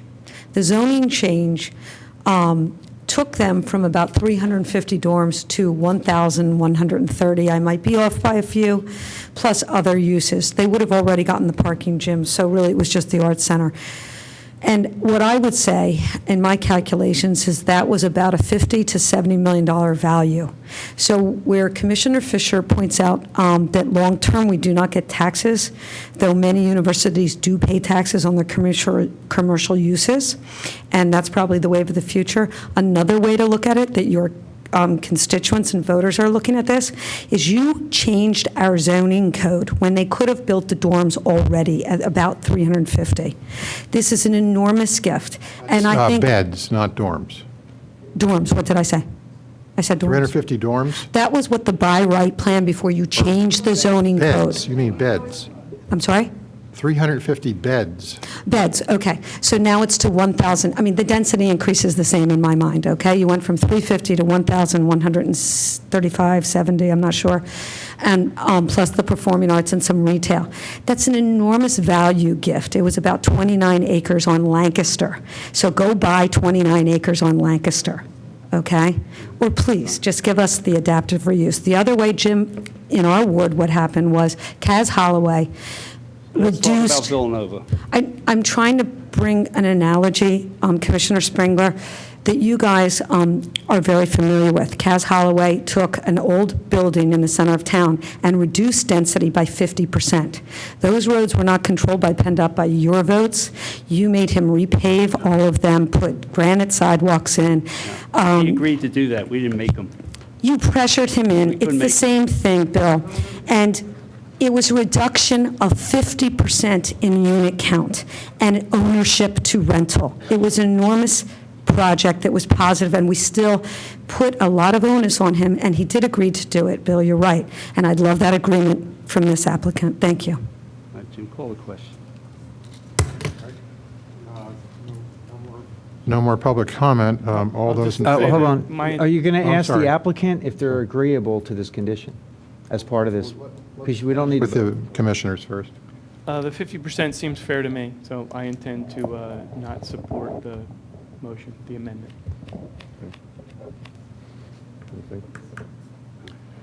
Let's call the question.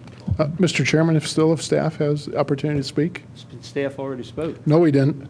You said you agreed to $350,000. That's on one item. So if the board wants, We're only voting on one item. okay, I got We're you. voting on one item. I thought this was everything. No, this is the one item.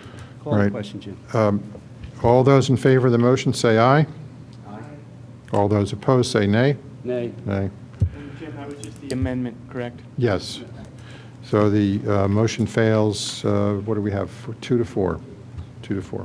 And there was no value in asking the applicant if they would pay this. Well, I It's think the amazing. applicant has already spoken. They've submitted written documentation in response to the requests.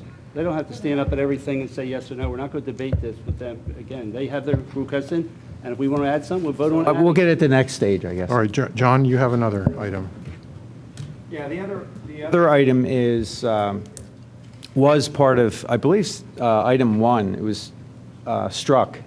And this had to do with adding a turning lane at Ithan Avenue. And John Rice, is it appropriate that can I quote any testimony that was given? Sure. Okay. So during the testimony, Amy Kaminsky, our traffic engineer, opined that and Amy, you may want to correct me on this, but I think it was a T5 analysis that showed that a dedicated right turn lane of 150 feet minimum in length is warranted at Ithan and Lancaster Avenue. So, Amy, if that's incorrect, just let me know. But if otherwise, also that Amy Kaminsky had also disagreed on the evaluation of Tavani's opinion on the strikeout letter. And in essence, the Radnor Township Police had opined that there was no facility to shut down the right turn traffic at Ithan. So essentially, when there are events going on, the vehicles come down Lancaster Avenue, and if they don't have a method of parking when they get down there, they're either trying to turn at Ithan, and they have a legal right to do so, or they're probably going down the pike a little further and trying to do a U-turn, which can you imagine, when an event is going on. So we also learned that, to add the turning lane, we would have to add about 12 feet to the pedestrian crossing. But in reality, that's about, I believe, around 4 to 5 seconds of additional walk phase. It's not a terrible amount. So in essence, this turning lane is warranted under the study analysis that Amy Kaminsky had done, and as a consequence, we would see better throughput of the through lanes. So the through lanes would be unobstructed by turning vehicles if we had a turning lane. Now, Villanova has not agreed to this condition. But we heard from our expert, from our staff expert, that this was a warranted thing to do. This was a good thing to do at that intersection. The applicant can say no to anything, but the Board of Commissioners does have the right, especially on something like this, to impose it. And if they don't agree, we have the right to turn it down. Now, I don't think I have the votes up here, but what are we doing up here? If the applicant was the only one that got to say what they want to do, and we're not going to impose anything on them, why did we just spend 6 hearings? Why did we spend 6 nights of our lives in front of this public to hear things and do nothing with it? So, maybe I'm mischaracterizing it, but I find it interesting that the things that staff and our paid professionals opined on do not become conditions because Villanova is not in agreement to them. Yet we sit here and we don't push the issue. No, John, commissioners are not in favor of those issues. It's not that Villanova didn't agree on the commission. So are you in disagreement with Amy Kaminsky's testimony? Yes, I am. Yes, we had a discussion of this at length the other night, and you heard all the reasons why. Yeah, but I didn't agree with any of the reasons. I know, I understand that. I agree with Amy Kaminsky. You don't have to agree. Also, John, I believe that you've mischaracterized it by saying we're only agreeing to what Villanova decided. So what I did is I took the input from every single person that provided input, reviewed every single one of them, and I communicated to John Rice those things that I believed that I was in support of. And then I believe other people did similar to John Rice, and he produced a document that has things that are agreeable enough to me to support. Not all of these are things that I would support. Some of them are things that I support more than other things, but this is a compromise to me that represents the input from all the parties involved, not just the 2 that you identified. Well, but let's be honest, what happened here, we had all of the conditions that were requested by all of the stakeholders, and I would like to thank all of the people who spent the 6 nights of their lives, gave that up, aged that much with us, and I'd like to thank the Friends to Preserve Radnor, Ms. Pilling, Ms. Bailey, Ms. Morgan, Mr. Leonardi, Ms. Long, Ms. Winters, Ms. McCluskey, and all of the people who spent time and effort to put this together. And what John is saying is absolutely right, that everybody put together our list of requested conditions for approval. The only ones we're considering were the ones that Villanova agreed to, right? So there was, in fact, no negotiation other than an initial request for approval and then what Villanova agreed to. And that's what the fact of it is. And again, I thank the people who participated, but really I don't think that substantively any of those got in at this point. So my apologies for that, but this is where we are. I don't want to get back into all the details that were adduced during the hearings on how many students are moving onto campus, how much traffic is going to result specifically from this development. But I just have this question. I guess it's rhetorical. Is it fair to anybody to, is there a causal connection between this proposed development and the need for a right turn lane? Or is the right turn, because what I heard in the hearings is there is not expected to be a significant increase in traffic to and from the development as a result of this development. In fact, it may be status quo. I don't know. Somebody can correct me if I'm wrong. John, do you want to make a motion? If I can, just on that issue there, I'll just go based on our staff traffic. I think they put a lot of time and effort into this. Staff traffic had recommended that. I'll support our police officers and what they do on that right turn lane. Thanks, Bob. Yeah, I'll make a motion. I'll make a motion that we require Villanova University to construct a right turn lane at Ithan and Lancaster no less than 150 feet in length. Second. Okay, so the motion's on the table. I just want to stress, and I think the public wants to come up before we vote, that this topic was at staff traffic. The opinions of staff traffic, the opinions of our police officers, the opinions of our traffic engineer all say put the turning lane in. We all have a right to our opinions. And you know what? That's one of our things as being commissioners. We get to vote. No one else does. So, you know, but the reality is we have pretty much a lot of the people sitting over there, that whole group, have given us an opinion and we're ignoring it. And that's fine. We have the right to do that. We're not ignoring. And that, you know, I think No, we are that's a ignoring. gross misrepresentation. When you're not taking their opinion and enacting their No, opinion, John. is that not ignoring Why it? do I have a vote then? If I have to look take at a someone's traffic opinion? study of Lancaster Avenue today, and don't even talk about Villanova doing this construction, Amy would recommend a right turn lane at that intersection, I am sure. But so it's irrespective of what Villanova does. Now, there's some problems with that right turn lane, one of which is it opens that highway up so we have issues of speeding because the perception that the lane. I know. If we get that problem, Rich, that's let what I me want to deal speak. with. Just shut up and give me my chance. Oh, you know, that is out of line, and up, Rich. you are showing a Not lack your of turn. decorum, and I request the chair bring order to this tribunal. Let's hear from the public. Anyway, that you talk about 5 seconds increase. Well, that's 5 seconds every cycle of that light, 24 hours a day, 7 days a week, 365 days a year. That adds a lot of additional delay. So we're trying to solve a peak problem by spreading pain over everything. So I'm supporting this as it stands. John, I just want to rebut that. I don't care about the special events. I can tell you on a daily basis that I sit behind cars for 10 to 15 seconds every time I go through there because they're making a right turn and I'm not. Okay? They're blocking my way because they're making a right turn into But John, Villanova. There will be 2 right-hand turn lanes put in. 2 new ones. Understand that, but Right, they're just much understand. further back, and the police have opined that the cars will continue. They will not actually turn. We can't force cars to turn early. We can put signs up, they're ignored. We can ask them to, it's ignored. The cars keep coming. It's human nature to want to be close. So if you're lost, if you're a business school student, or if you're attending any events down at the stadium, you're not going to want to turn 500 to 700 feet before you need to. You're going to go all the way down to find out.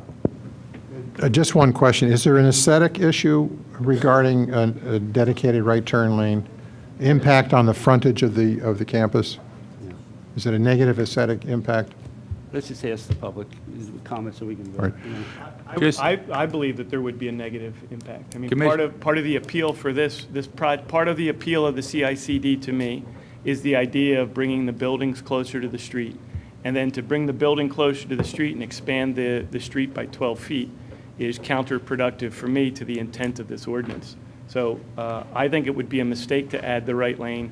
John, I don't think we ignored staff traffic. Clearly, if we vote not to accept the 12-foot line or not to require the 12-foot lane, we've disagreed with them, but I don't think that we've ignored them. I think we gave it ample thought and came to a different conclusion. And All right. can I just, Yeah. Commissioner Fisher, your motion was a specific requirement, assuming PennDOT would approve that, Yes, of course. because they ultimately are going to. That was implicit in the Are motion. there members of the public that would like to speak on this issue?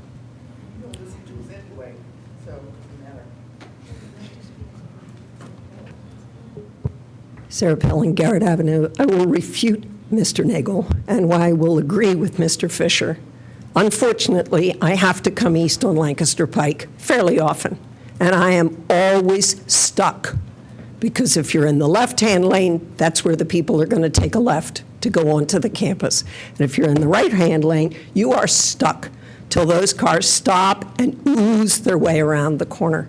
The other thing you need to consider is you're going to have large trucks tractor trailers delivering things to those dorms. And there is no way without a right turn lane that they're not going to have to take a great deal of Lancaster Pike to go around the corner. I think the efficacious Sarah, thing. I seem to remember Excuse me, Mr. Okay, go ahead. Higgins, Go ahead. I have Sorry. not finished. Go ahead. I think it is efficacious to get this right turn lane in now. It is not going to make the traffic fast, maybe midnight till 2 a.m. But, you know, I spoke to you and said that when this goes through, in reality, the eastern end of the township is going to be cut off from the western end of the township. And I believe that's true. And I think putting in this right turn lane will make the traffic flow better so you won't have to stop. Thank you. I'm sorry for interrupting you. All I was going to say was, I recall in the record, the statements from the university, maybe it was an exhibit, maybe it was oral, that there would not be tractor trailer deliveries. They would be box trucks. So. All right. Let's call the question. Anybody else? Yeah. Dan Shurey, Wayne. Before I get to the comments, I would just like to remark as to Mr. Booker's point after he was told to shut up by John Nagel. He asked for the chair to take control of the meeting. I would correlate that with an event that happened approximately 2 weeks ago when I was speaking and Mr. Nagel stated an obscenity, and there was similar no attempt by the chair to either rebuke Mr. Nagel or take control of the meeting. So this remains a pattern. Now, for the record, the parliamentarian at the time that Mr. Nagel made that remark was Elaine Paul Schaefer. Tonight, it is Jim Higgins. Dan, could I ask you to come back at public comment to make these comments? Let's stick to the Villanova issue. When I'm talking, would you give me a chance to talk, please? Would you come back at public? Would you come back at public comment to make statements about parliamentary procedure? Right now, we're talking about Villanova. Not when it's relevant to the motion at hand. Not when it's relevant to the motion at hand. Now, something that I picked up on when I was in the back listening to this, what appears to be a by-agreement order that was submitted to you. You're nodding, Commissioner Fisher, that these are all things that Villanova has previously agreed to. Solicitor Rice made the assertion that during executive session, he was interacting with members of the commission, with his Board of Commissioners, in terms of what they wanted to see in there. Very curious, what provision under Radnor's charter was that executive session held under? I hear laughter from Solicitor Rice. That's called the Sunshine Act, Mr. Sherry. The Sunshine Act. Yeah. Again, there are specific enumerated exceptions in Radnor's charter for executive session. Would somebody, and it states very specifically, let me read to you, for executive sessions. Executive sessions, executive or closed sessions of the board shall be held only in accordance with the provisions and purposes defined by law, and only when one or more of the subjects which follow are under consideration. And there are 4 subcategories. So what specifically did Solicitor Rice tell you was the exception that allowed you to discuss in executive session with Solicitor Rice what could be in that proposed order? Would somebody ask Solicitor Rice? We didn't discuss that, I don't think. So when Solicitor Rice said that he specifically discussed that with members of this board in executive session, he stated that not 10 minutes ago. He set up the executive session. Right. He set up the executive session. Yes. Again, that's not response to my question. What specific exception? He is going to tell me. Okay, let's hear it. Under the Sunshine Act and under the charter, this board can meet in quasi-judicial deliberations to discuss conditional uses, curative amendments, etc.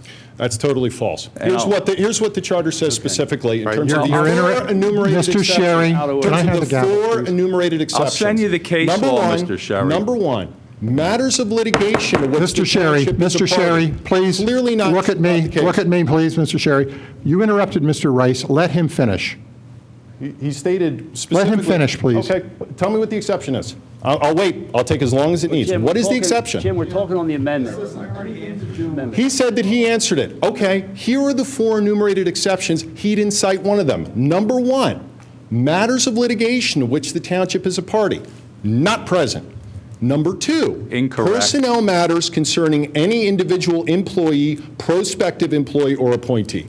Clearly not applicable. Discussion on the Number amendment, Jim. 3, acquisition or disposition of land by the township.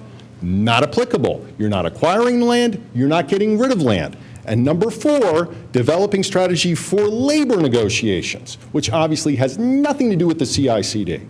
So again, seeing as how one of those provisions needed to be present, as well as compliance with the Sunshine Law, question remains why John Rice felt it was appropriate to tell you that you could meet in executive session and discuss what goes into this proposed order tonight.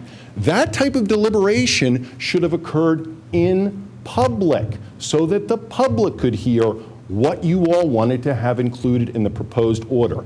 And even though Mr. Higgins has stated that John Rice can respond to my question, he hasn't.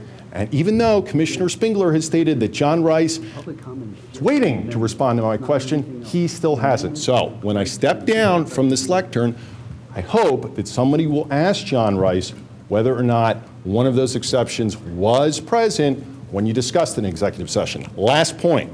In terms of John Rice stating to you that everything in this proposed order is in conformance with the law, I would remind you, I haven't done this analysis myself, but I would remind you, and this goes for everybody on this Board of Commissioners with the exception of Commissioner Booker, because he wasn't on the board at the time. This township, back in 2013, pursuant to advice by John Rice, executed a settlement agreement with Lehman Brothers that included a confidentiality provision, completely and utterly against the law in Pennsylvania. You all know about it, heavily publicized, went up to the Office of Open Records. So I would tell you all, please be careful in terms of the provisions that you are signing off on when you sign off on them tonight. Thank you. Thank you, Mr. Sherry. Is there anybody else in the audience that wants to speak? Hi, I'm Patty Barker. I live on Lewis Lane. I'm chair of the Garrett Hill Coalition. I just wanted to say, as a member of the public who has participated in this CICD process and attended many, many of the meetings and conditional use hearings over the last 3 years, that this has been a process, it's really disheartening that the Board of Commissioners appears to be disregarding not only the township staff and opinions, but the Friends to Preserve Radnor and a number of the other community members presented their own legal opinions that specifically addressed a lot of these issues. The traffic, the right turn lane, the traffic. It's astounding to me that those of you sitting up here, when you hear what your constituents continually ask for, when you get recommendations from your own staff, and you're going to not listen. And that's what we see. Whether you believe that's what you're projecting out here or not, that's what we see. And that's what I hear back here. You have a lot of angry, disappointed people. And I want to say, just as John Fisher said, we support Villanova. Villanova's a good neighbor. We support their right to develop. The board has continually presented the community as people who are trying to prevent this from happening, and that is not the case. We have continually asked to collaborate in this process. We have spent a lot of our own time and money trying to help out and have continually been portrayed as people who are trying to stop this process. I'm asking you to listen to what our township professionals, what the professionals that were hired by the community have continued to share with you. Please listen to the people who put you in office. Thank you very much for your service.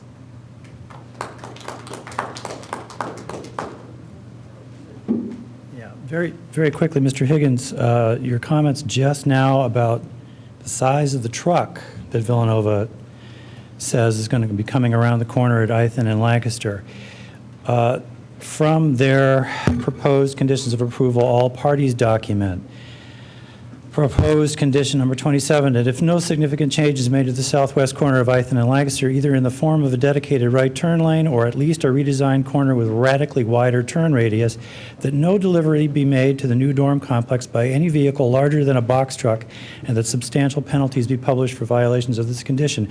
Villanova's response was, with respect to the limitation on truck size, the university has shown that delivery trucks larger than a box truck can make the right turn properly. In fact, Mr. Tweedy's testimony on October 8th, when he brought up the exhibits showing the truck turning templates, he mentioned specifically semi-trailers, articulated trucks, trucks that bend in the middle, not box trucks.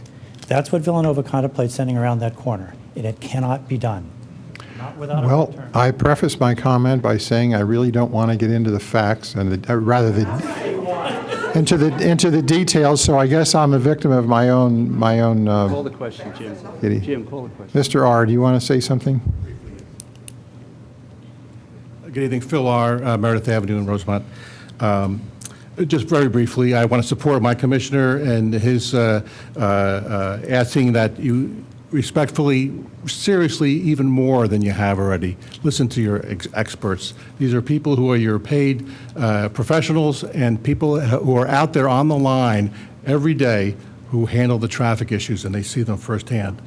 As a matter of just one detail that speaks to why they may have said what they said. This new parking lot that they're putting there on Ithan Avenue has over about 1,100 spaces, if I remember correctly. They're reserving the top floor, 400 spaces, for the students to kind of warehouse their cars or whatever. That leaves about 700 spaces that are there available for everyday use. That's a lot of traffic that's going to be making a right turn lane every day on Ithan Avenue. So it's for those reasons, as well as others, that we ask you to reconsider some of these points. And if the votes aren't there, that at the very least, when this comes up for land development, that you look at the plans and say, look, if in the future we got it wrong and this is a problem and you do need a right turn lane, you have a right-of-way there, please make sure there's not 30 tons of concrete on top of it, which makes it impossible for future boards to deal with that issue. And take a look at those plans. Thank you. Thank you, Mr. R. Is there anybody else in the audience? All right, we have a motion. Okay. Hi, Jim Schneller. I think that whether or not the board is divided, the board has passed a point where they are guilty of contract zoning.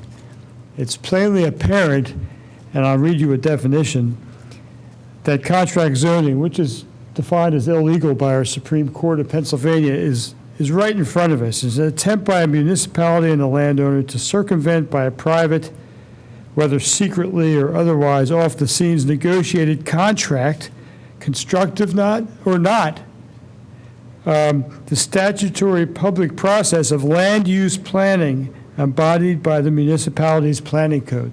So whether it's zoning or land use, the perception by the public, which has been pretty mediocre, we can see tonight, it's all prejudged.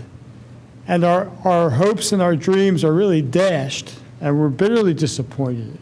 If you could table this, if you could have a meeting in public, take another 6 hours, but hash things out with people involved. They've been designated parties, rather than getting a recommended list that actually seems to have been tailored by our solicitor on his opinion of what might or might not be passed. How do we get the really juicy ideas out here if the solicitor is tailoring things before they even get in front of the public? All right, Jim, call the question.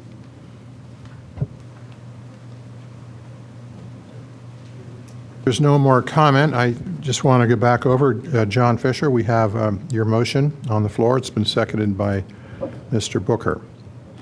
You want to repeat the motion? The motion is that the applicant will install a right turning lane at Ithan and Lancaster Avenue at a length of no less than 150 feet. All right. All those in favor of the motion say aye. Aye. All those opposed say nay. Nay. The motion fails 2-4. All right, we're back to the proposed order again. John, did you have anything more? I have a couple. Yeah, sure. I wasn't going to omit you. All right, okay. I was looking this way to John Nagel to see if he had anything. The only thing I wanted to mention was that people, and this is something that John said earlier, there were several conditions that I wanted, particularly had to do with lighting and sound and such for the neighbors.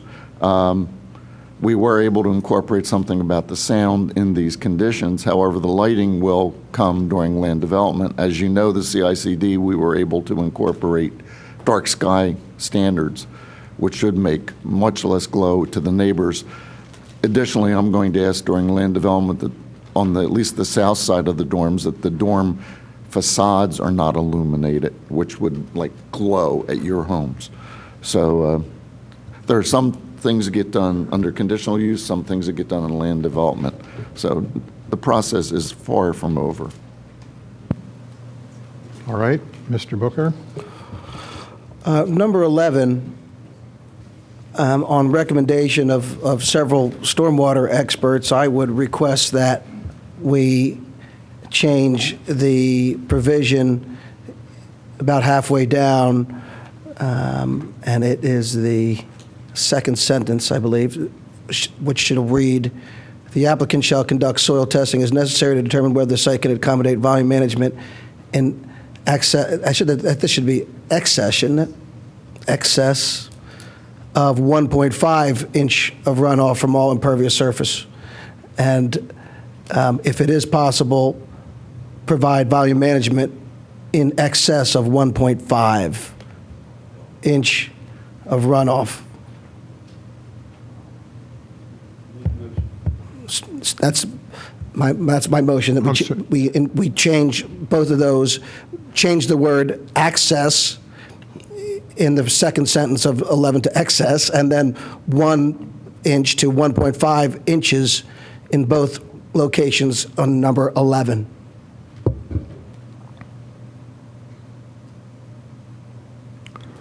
All right, is there a second to that?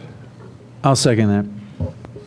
I think that has the exact opposite effect you're trying to get. I think that makes it less, that requires them to infiltrate less stormwater rather than more. So I don't know if that's your intent to relax the condition, but I wouldn't see any reason to relax it.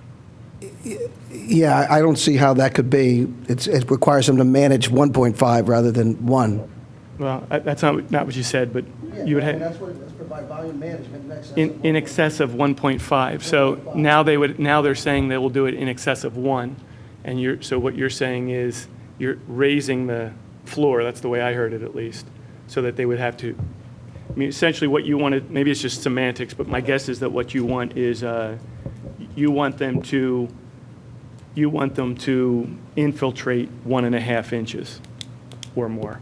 Don's right on that. Okay, I want them to. That's correct. So I want them to infiltrate 1.5, and I think that this should say that even if it's 1, it should say infiltrate 1 inch, shouldn't it?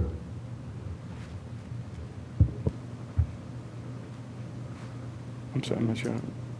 Do you want to amend the motion?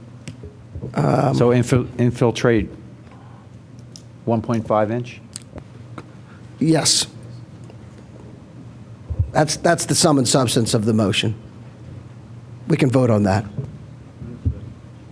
All right, I'll just second the amendment.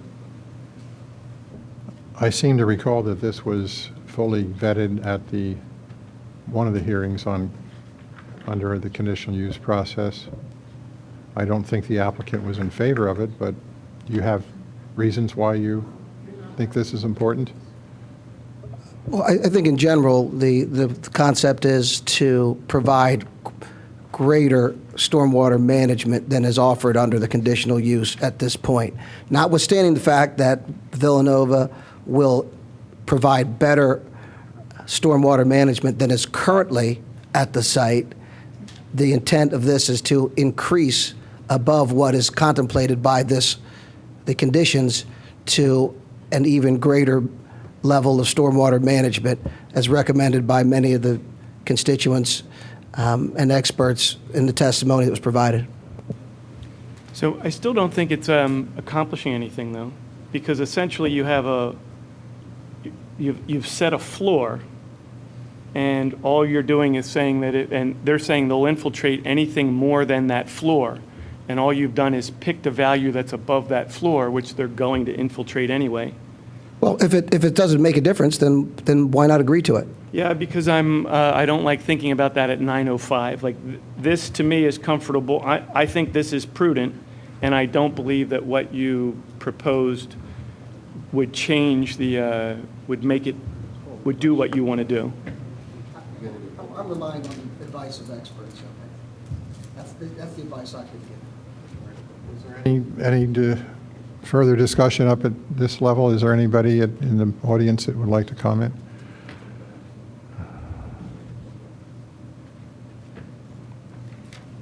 Patty Barker, couldn't you ask one of your experts that question, whether it would make a difference? All right. Is there anybody else that would like to comment? All right, all those in favor of the motion say aye. Aye. All those opposed say nay. Nay. Nay. Motion fails 2-4. Okay. Also on article, or condition 11, I have a little change that's... Oh, excess will be changed, yeah. Okay. I'll include that as my motion. Change the word access to excess in line 6. And then I talked to the solicitor about this. I think there's a weakness in the first sentence. I'll read it out. During the land development process, the applicant shall use its best efforts to develop and construct stormwater management facilities, including green infrastructure practices and components that meet or exceed infiltration or retention requirements as currently required by the Radnor Stormwater Management Ordinance. Well, I think they're mandated to comply with the existing ordinance, period, end of story, but they can then use best efforts to find a way of exceeding those standards. So I would like to make, this is just wordsmithing, but I think it helps clarify what So, they're Jim, gonna be. I would tell you that it's probably prudent not to strike that meet, because there is some flexibility and discretion in the ordinance, and so that you would make it, now granted it's wordsmithing, but you would support the less rigid reading of it if you remove the term "that meet." And on stormwater, Jim, when they do they haven't done their testing and tell us exactly what, but under land development, we can look at this and, get as much as we can. I'm not going to push it then. I think ultimately our ordinance that requires them to meet a certain standard is inviolate. They're going to have to meet that, Yes. regardless of what this condition says. But I will move to change the word access. And I don't need to do it? I'll straighten it out. Okay. All right, let it go then. Change that without. Let it go then. Thank you. Jim, you don't want to ask Villanova to exceed the requirements? I'm in favor of them doing that, and I think they've already says- said they'll do that. Yes. So why wouldn't we want the condition to read that way? Because they have to meet it, so we can't. It we're does not- say that. But if it doesn't perk, they can't. No, but when you say to meet or exceed, you're taking off the exceed. Yeah. They don't have to exceed, they only have to meet. We're really wordsmithing at 9:05. No, but Don, this is an We can decide important, that. this is Very an good, but important use of best legal efforts to distinction now. meet- Use of best efforts means they're going to make their best attempt to exceed. So my motion would be to All right, I'm strike. going to fix it this way. Okay, you'll do it. Okay. In line 3, and components, here's what it's going to read, and components that meet the ordinance's infiltration or retention requirements as currently required, and use best efforts to exceed infiltration or retention requirements as currently required by the Radnor Township Stormwater. And what's the standard by which we judge the best efforts? You have to have some kind of a best effort standard. Well, I don't really want to go that far at this point. Judge that in land development. Doesn't the last sentence in this paragraph cover what you're trying to get to? Yeah. On soil testing? I mean, it's all going to be dependent on whether they can infiltrate this site once they do more soil testing than they've already We done. don't need anything. So I mean, that's what you're talking about, but I think that's the standard. All right with you? Okay. I can't, Prepared to. I'll withdraw any motion. Okay. My next one? Yes, please. I would make the motion that we include the windows in the dorm room should not be able to open so as to further mitigate any noise pollution to the neighborhoods from loud music, et cetera, parties. So the concept is to have windows in the dorm that do not open, and because the dorms would be climate controlled with proper circulation and air changes, that we wouldn't need to have windows open. So that would be my motion, that we include a new provision to have that incorporated. Is there a second? John, you want I'll to second that. Second that? Let's call the question. Rich, I think we did cover the issue of noise Yeah. in condition number 16. That's true. In response to your request the other evening. That's true, but it doesn't specifically address the window issue. No, I wasn't in favor of having windows barred forever and ever. I thought that there ought to be the opportunity to have windows that open and close. I guess in part, I do want to get the issues that we talked about in our executive session, so that we are airing them in public. But this is one of those issues that we had, and that's kind of why I wanted to bring this up. Plus, I think it was a reasonable request, and I'd like to consider it again. All right. Is there anybody in the audience that I'll wants speak to to comment my- on this? Jim, I'll speak to my Oh, I'm sorry, reasoning. Commissioner Okay. Curley, okay. Certainly, it's a reasonable request. I don't recall anything in the record where we discussed this, so I had difficulty when I heard the request. Didn't have as much information as I would like to have had. Generally, I don't think it's advisable to have windows that are inoperable, and I think we have the mechanism to regulate this with zoning. So between zoning and the, number 16, and land development, I think we have the adequate mechanism to regulate this. So I'll just give a little background on this. When Villanova came to the township 20-some years ago to get approval on the South Campus dorms, one of the conditions were that the windows could not open. And if that hadn't been done, we're talking about dorm windows that are literally 20 feet away from neighbors, 25 feet away. You know, you can see these buildings in the backyards of these houses. If those windows open, I would not have lasted 8 years as a commissioner. I would have been run out of town because it would have been brutal. I still may be run out of town tonight, but the point is, you can't, this interface between students and the public is a delicate one. And, anything we can do to ensure that that boundary has an isolation boundary is very helpful. And I trust the students. They're not going to put their stereo speakers in the windows. But you know what? There's a lot of noise coming out of that area, okay? Every weekend, there's noise. When there's big events, there's even more noise. And the residents are subjected to a lot of noise. And unless you live there, unless you live right there on the front line, you're not going to feel it. So I support Rich's opinion on this, that the south-facing windows shouldn't open. Because honestly, these conditions, they'll get buried in a file somewhere, and 7 years later, someone will ask me, was there a rule about that? And I'll say, I don't remember. Does a lady in the front row want to make a statement? Yes.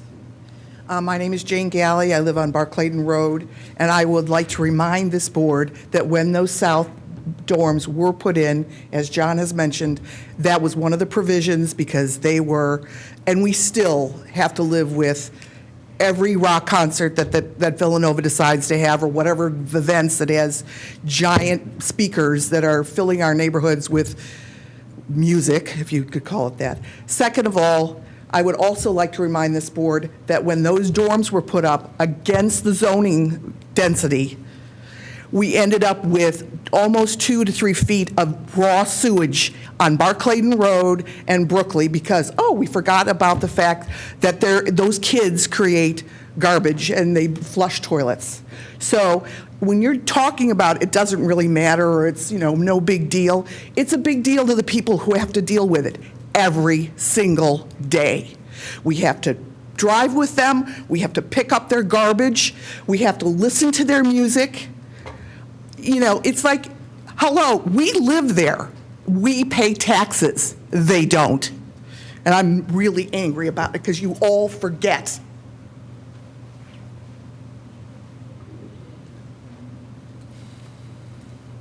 I'm here to comment on the fact that the windows on one given side of the dorm is kind of unequal and arbitrary, whereas there's a reason also on the Lancaster Avenue side and of course the Ithan Avenue side, is that we have public land use or institutional land use regulations and land development code because we want to have the same quality of life. And we're accustomed to Lancaster Pike, however cemented that parking lot was, it's been very serene. It's been a quiet place. There's been no source of noise. More so, we know that when we get one side or the other, it's all leafy. And frankly, I don't want to see open and shut windows or whatever might be hanging from them. I don't want to think that 50 feet from the sidewalk is now something like South Philadelphia, which I enjoy. Bad comparison. All right, Jim, call the question. Anybody else in the audience? All right. Is there time for a vote then? Yes. All those in favor of the motion say aye. Aye. All those opposed say nay. Nay. Nay. Motion fails 2-4. All right, how about another one? The issue that was raised by Ms. McCluskey and the League of Women Voters relates to, and this is going to be a difficult motion, I think, but the concept is that we now have a new parking lot that is not technically within the CICD.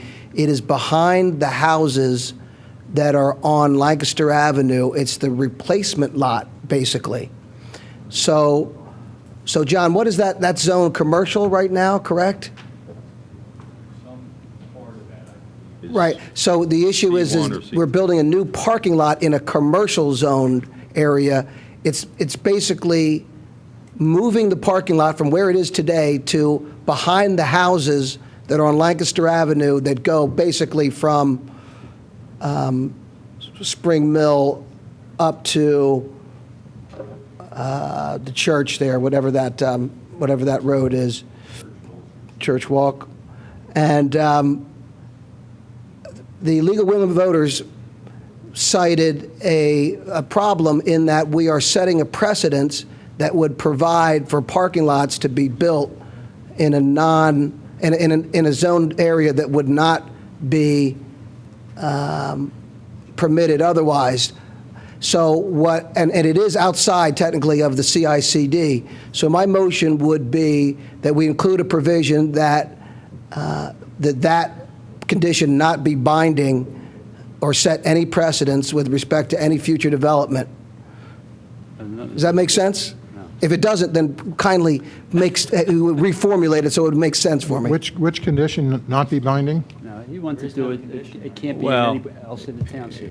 He can't do it. You know? I mean, the proposal from the league, I'm looking at October 31st, a letter from the league which says that the proposed commuter parking lot that is not part of the CICD That's what I'm referring to. in Zone CO be relocated elsewhere on the campus in areas that are Zone PI. I mean, that was basically their proposal. So it's a request to move that parking lot out of the CO and into an area that's Zone PI. I believe parking lots are permitted uses in the CO also. So it's not like it's a non-permitted use there. But John, we're not actually approving that parking lot. We're approving the CICD. Yes. And if there was a And the zoning conditional issue- use, not the whole development. Right. And if there's zoning nonconformance, no action we take tonight. Right. Prevents that. And I don't think we're zoning set. nonconformance would stop the plan at the. And there's no. The concept is that by approving this conditional use ordinance showing that parking lot there, and my understanding of it is that it is not permitted permissible in that area, that we will be setting a precedence for the future. Yeah, I don't agree with that, Rich. You know, what you're approving is what's in the CICD, that area. That will be a topic of discussion once they file their engineered plans, since it's going to be constructed, I assume, in conjunction with the rest of the CICD. But I don't see that as a precedent being set, and I think it is a permitted use in that district anyway, or it's non-conforming. Either way, it's been there for a while. No, there's new parking lot hasn't been there. But there is parking in that area currently, correct? Roger? Isn't there parking in that CO district? There is some, but I don't believe that CO or parking is a permitted use in the CO on its own. So if it's not conforming to zoning, they would have to address that then during the land development process. When they file the right, okay. when the actual plans come in. Mr. Phillips is restating it. Thank you. Yeah. That's Upper Marion High School working there. So here, my motion would be, well, I think that it's kind of unlikely that Villanova would agree to move that parking to, so what I would suggest is, notwithstanding your view that no one would ever consider this to be precedent-setting, if we could ensure that by clearly stating our intent that it not be so, by recording it and memorializing that concept within this specific list of particulars that we have here called the order. Our zoning ordinance already takes care of it. So I can't quite see the precedence problem here. Well, again, nonetheless, years from now, I think that some lawyers will take this as a precedence, and I think that it doesn't take anything to specifically record our view that it not. It's a non-conforming use, and we have plenty of non-conforming use in the township. They don't set a precedent anywhere. They're there because they were changed or there before the zoning or whatever happened. So, well, just one more. In this case, the parking lot is an integral component, and it's related. It's rationally related, and it's integral to the overall CICD plan that has been proposed, and therefore, I think that it would not be a stretch for someone to take the position that it sets a precedence, that anything that is ancillary or functionally related to a CICD should also be approved. I think that it clearly sets a precedence. It gives anyone an argument, certainly, and to say that it doesn't is really not. It's not being genuine. Parking is not permitted in a CO district. Villanova's going to have to get special approval if they have to do that, and it's just for that site. It's not going to affect anything else. All right, I'd like to move it along now. I think we have our 17 conditions. Is there any further, are there any further motions up here to change any of the conditions? Well, wait, do we have to, let's vote on that motion. So move that we include a provision, number 18, that would state that that parking lot will not set precedents and is not functionally related or integral to the CICD plan and does not conform and will be subject of land development. All right, Mr. Fisher, you going to second that? I don't support the form of the motion. I think I support the concept that this parking lot, this primary use of a parking lot is, I recognize that it's not conforming with the code, but I think what we need maybe is a condition that states that it's recognized that this construction of this parking lot, if approved through a separate process, is related to this, order. The point I'm trying to make here is that the parking requirement of this development is completely predicated on that parking. If they don't get that parking lot in there, those buildings are not being constructed. Now, they'll have to find parking somewhere else, John. You know? And Bill, that's the point, that there is a relationship here, and I think, honestly, I don't think I can come up with a condition tonight. If we look at this, reformulate the concept, though. It's a little naive to not see this as becoming a precedence that you can just do this, in order to get approval of another development. So it's very interesting, and it's not my area of understanding, but. All right, no second. Okay. Your zoning ordinance handles nonconformities. Well, John, pre-existing- but John, we have to, do we agree that this parking that we're talking about that's not part of the CICD is in fact related to the CICD? Yeah, right next they to can't build anything in the CICD without finding the parking. Either there or somewhere else. Or somewhere else. But it has spawned this new need to construct a primary use of parking in a zoning district that does not support primary use of parking. So I think that's what Rich is trying to say. I don't think we can solve this tonight, but You're going to see it again. we're going to see it again, but I think Rich's point is why couldn't we have made it part of the order some way of. I don't know how you do that. I don't know. And say it's either a precedent or it's not a precedent based on the facts at the time that somebody says that. My suggestion is we include a provision that states it is our intent that it not set a precedent. All right. It clearly Rich, it records our intent. I'd like to finish up, I'm sorry. We don't have a second, so I think we're going to now. Second on that? No, there's no second. Rich, we can't get the There's form. no second. So let's move ahead now. Are we ready to vote on I'm making the this? effort here, folks. Oh, yeah, okay. Sorry. Mr. Zinkowski, do you and your management have any comments at this point on the proposed order? Sure. Item 3, if it's possible to add in the second sentence there where it says parking and traffic circulation with the input and approval, if it would be all right to add and approval of the Radnor Township Police Department. I think it would be good to have them approve that plan with Villanova. And Yeah, and Well, the portion is you're dealing with traffic that's going out into the street, so the cooperation has been good between Villanova and that, so I don't see how far out of bounds it is to have them approve the circulation plan. We have to enforce it if there's a problem within there. So that's my recommendation. Well, at some point, you're going to have to come. It comes to the Board of Commissioners. That's where it all comes from. They just make, staff traffic makes recommendations to the Board of Commissioners, and then we approve or disapprove it. They don't approve. So the police department doesn't approve any kind of plans or anything like that? No, but you're talking about a traffic circulation plan, and they say, no, we don't approve it. Then what do you do? Well, you continue to work with them until you come up with a plan that can actually move traffic. And how about if they never want to approve it? They stop the project? I don't see the police Yeah, department yeah. doing that, so.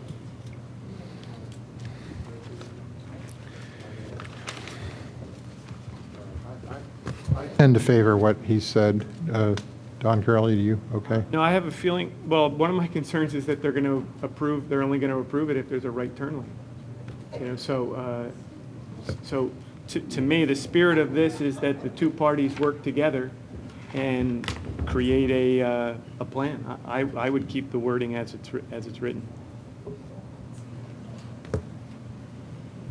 I'm going to support Bob's recommendation. Well, make a motion, let's vote. Well, I didn't think about what you just said about the police creating a requirement of a right turn lane. Development Commission's going to have to approve the whole thing. Yeah, so I'll vote against the idea. Anything else? No motion. I would move that we include and approve by the police for item 3 in accordance with the discussion. Is there I'll a second that. Second, okay. All those, well, we have to get comment again. Is there any comment from besides Mr. Zinkowski, from the management? Is there any comment from members of the public? So, Mrs. Bailey, you want to say something?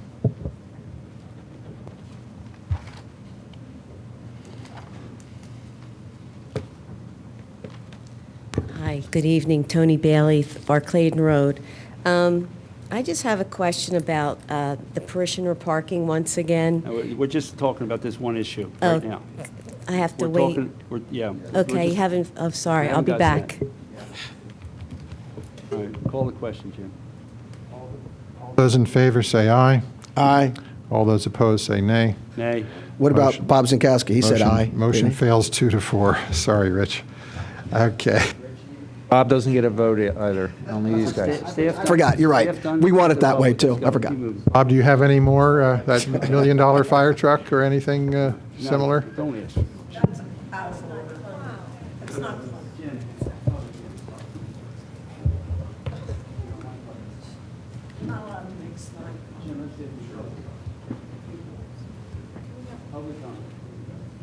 Is there any comment from the audience now on the? No, no, you're safe.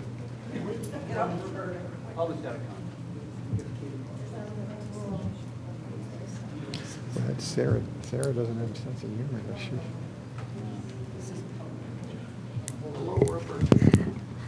Good evening. I'm Roberta Winters, President of the League of Women Voters of Radnor Township, for whom I am speaking. We appreciate the opportunity to come before you this evening. We recognize that you have the ultimate voice through your vote this evening on the conditions under which Villanova University can develop under the Comprehensive Integrated College Development Ordinance. However, as we continue to monitor and examine all activities in the township pertaining to zoning, planning, transfer, and acquisition of land, we must express our disappointment regarding the hearing process. Without a full explanation, this process was unclear to the stakeholders. It is our belief that individuals with standing were at a decided disadvantage for the following reasons. Although posted on the website, no notice of the meeting was sent to all parties. Notice of topics to be addressed at a given hearing were provided. No notice presented at the hearings was made available to the no evidence presented at the hearings was made available to the stakeholders prior to actual testimony so that it might be reviewed and questioned at the appropriate time. All conditions provided by the township and other individuals were shared with Villanova, but not with residents with standing. Comments provided by at least one individual with standing were edited by the township staff prior to be sent to the commissioners for review. Unfortunate confusion existed between testimony and public comment. Public comment was limited in time and taken without the benefit of a court reporter needed to maintain such part as the hearing record. As of November 18th, the week prior to this meeting, few, if any, of the parties with standing received all of the submitted comments and/or rebuttals, and circumstances resulted in one person with standing failing to receive any notice about submitting comments and another with inadequate time to do so. While the League understands that many of the same fundamental issues addressed in the conditional use hearing will be revisited during the land development phase of this project, instituting a better process is imperative. Apparent lack of clarity, miscommunication, differential treatment, and lack of transparency point to the critical need for improvement. The League's effort to promote civic responsibility and active participation in government are growing increasingly difficult in a climate where such seems to be discouraged. Thank you. Thank you, Roberta. I don't know if we need to comment on any of that at this point or not. Mr. Leonardi. Yes, again, good evening. A list of approved conditions in tonight's order is not ready for adoption, and you shouldn't vote on it. Condition number 2 is gibberish. It's unfit for inclusion in a public document. I defy you to tell me what that means. Condition 5, as I discussed in written comments elsewhere, should mandate an evacuation plan that explicitly addresses the mass shooter scenario and should therefore encompass the entire campus. To limit the planned scope to the new student housing and fail to consider the safety and the rest of the student population is irresponsible and potentially dangerous. Condition 16 will allow the applicant in private negotiations with unspecified representatives of the township to write his own noise ordinance. This special consideration, if allowed, will in due course, through precedent, become the standard for West and for South campuses and ultimately for other institutions as well. Creating a new ordinance or modifying an existing one in this fashion is improper and unacceptable. Aside from tonight's list of conditions, the applicant has failed in the conditional use phase to meet the burden of the ordinance in at least one regard. This speaks to what Mr. Booker was talking about earlier. This project now sprawls across 20 acres of ground, where the ordinance allows a maximum of 15. Careful note should be made of whatever justification, however tortured, the applicant presents for this expansion. It will be used, possibly verbatim, by the next applicant to come before you who has a zoning restricted plan, but in excess of property in which he can dump his displaced parking. Thank you.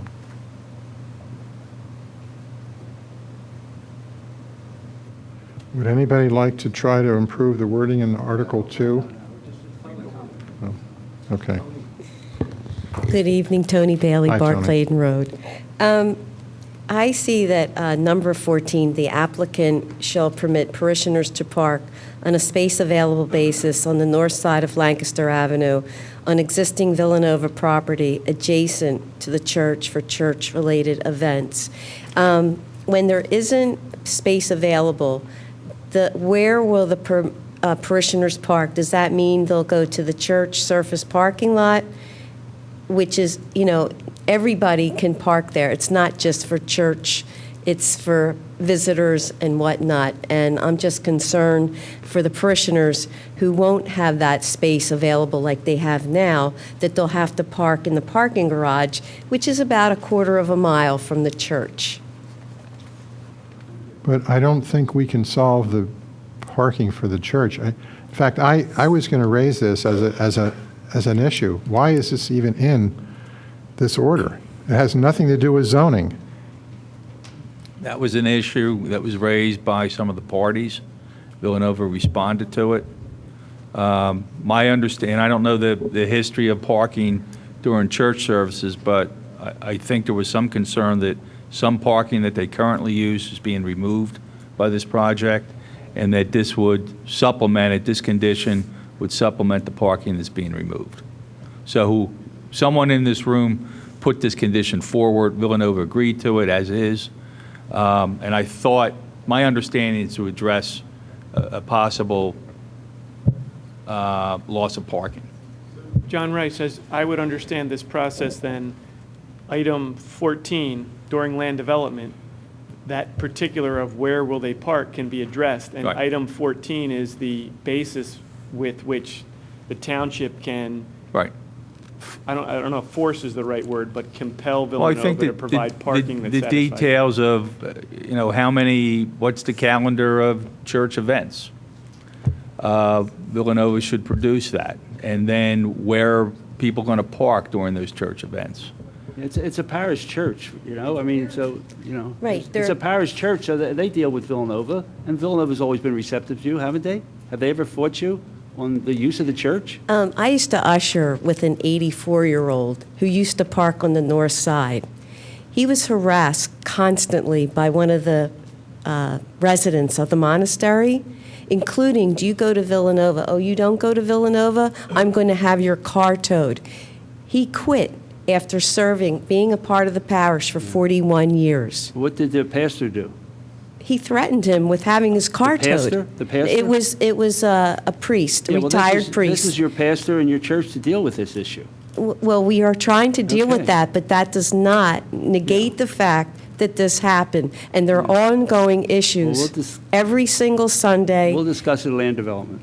and with funeral processions driving out through the driveway, as I had the experience last Tuesday, with that procession on the way to the cemetery being interrupted. Thank you. Also, I have a comment. Civility, common decency, respect is what I, as a resident, should come to expect from our present Board of Commissioners. It seems that we have traded that for verbal abuse by some of our members. Dissent is an important part of what our forefathers thought was an important part of, aspect of our young democracy. Let us ask ourselves, will verbal threats and abusive behavior be acceptable behavior by this board, or can I expect immediate change? If not, it is my opinion and recommendation to call for the immediate resignation of repeat offenders. Thank you.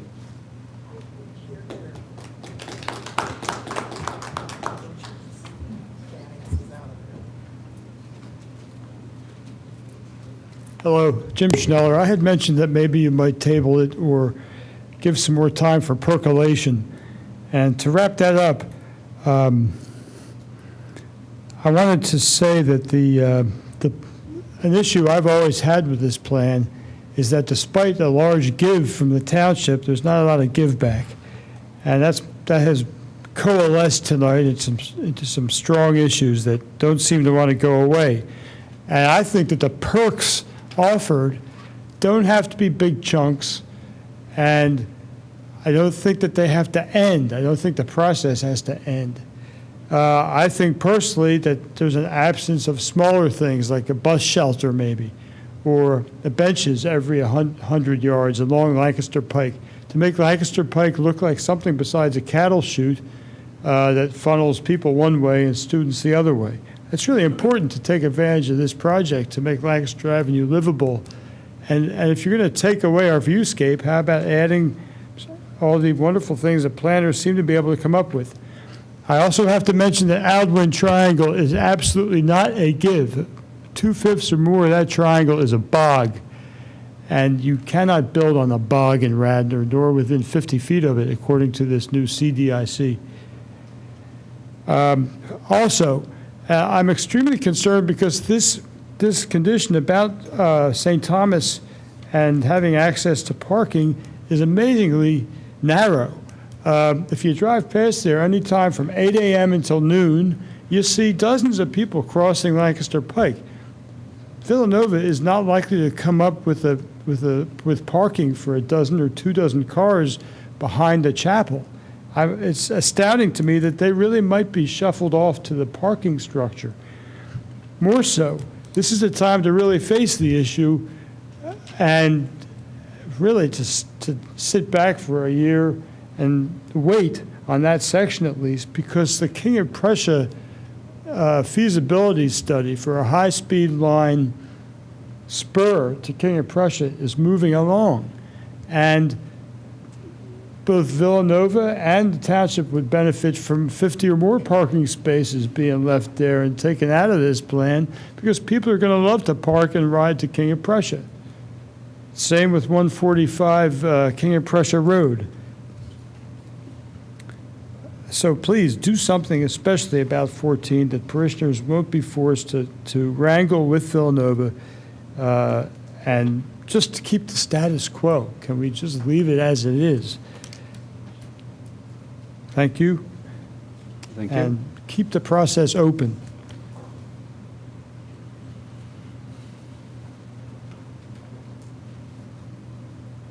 Sarah Pilling, 29 Garrett Avenue. I would like to take the moment to remind you that the first thing Villanova told us was that they were going to get the students out of the neighborhoods. The bottom line is, I have heard them say, and I remember the look on your face, Mr. Higgins, when you went, oh, they're not going to get the students out of the neighborhood. There are going to be about 1,000 students who still need to live in the neighborhoods. They may be the best behaved kids in the world, but it's more traffic, it's more parking, it's taking up housing, it's volume of trash, it's to and fro. And our neighborhood, Garrett Hill, is going to continue to be impacted. I'm going to tell you what it's like on Garrett Avenue, because none of you live on Garrett Avenue, so you don't have to put up with this. We have 13 legal student houses, plus an apartment house on the corner of Lancaster and Garrett.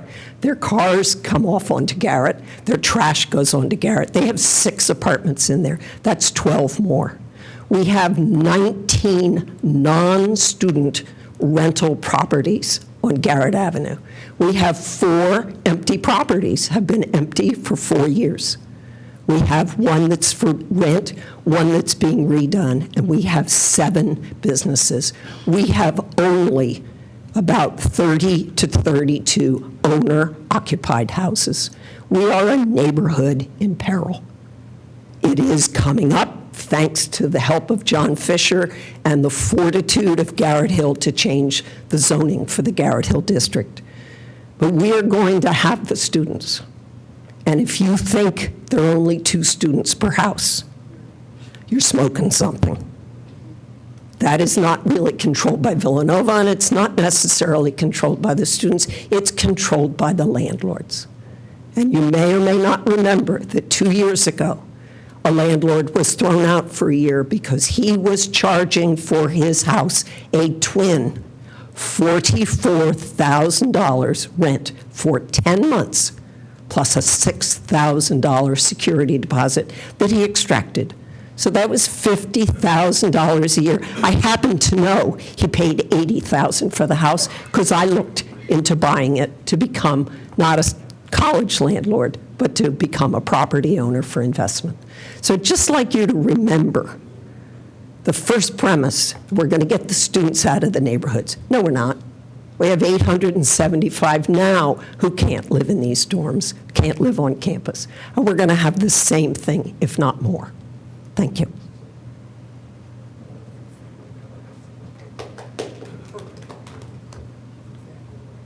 Anybody else that would like to come forward and comment on the proposed order? Just one comment. Would there be any interest on the board? One of the other comments was that we require landscaping on Alban Triangle. I guess that's something we could get during land development, but could we put it in a condition right now? Would the board be interested in taking that up or not? It's public comment. Okay. I don't mind. Not even landscaping. All right. Dan Sherry again, Wayne. Having watched the public comment, as well as the, or in particular, I should say, the commentary by Roberta Winters, a woman I have profound respect for, regarding lack of process and lack of public notice, feel really compelled again. Well, actually, this would be the first time to advocate that you really do table this particular proposed order. It's been made very clear by John Rice, refusing to elaborate, that this proposed order was constructed either in whole or in very material part due to executive session discussions. It's not terribly clear right now whether it was due to just one-on-one interaction between John Rice and a particular member of this board, or whether you were in a unit. Nevertheless, when this type of proposed order comes about, it is very important that the board convene properly. As discussed earlier, I want to make this very clear in terms of executive session. Executive session, pursuant to Radnor's charter, is not limited to compliance with Commonwealth of Pennsylvania law. It isn't. There is a specific limitation. That's that word "and" that's in there. And. One of 4 enumerated exceptions have to take place. Again, first, litigation to which the township is a party. This is not litigation. You are sitting in judgment. You can't be judge and litigant. That doesn't make any sense. So clearly, that enumerated exception not present. The second one, yet again, I'll read it verbatim. I bring up one, and I speak with some emphasis because John Rice was mumbling "not true, not true, not true" when I was saying that. So just figured I'd hit it.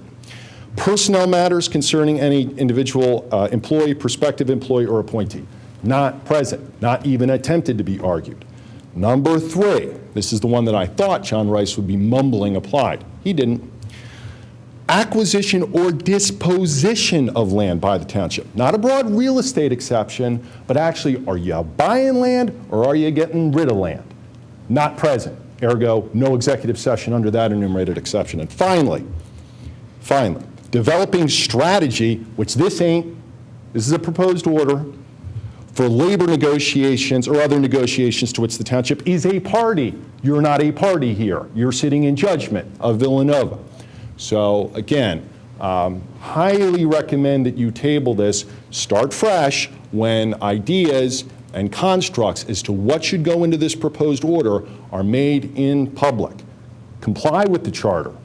It's important. You don't want to have an important decision like this made when there have been statements by no less than the solicitor in the public record that this was devised in whole or in material part in executive session.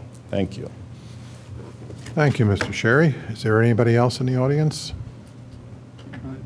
Can we have John address that? I mean, it is an important point. I think it would be appropriate for him to address it.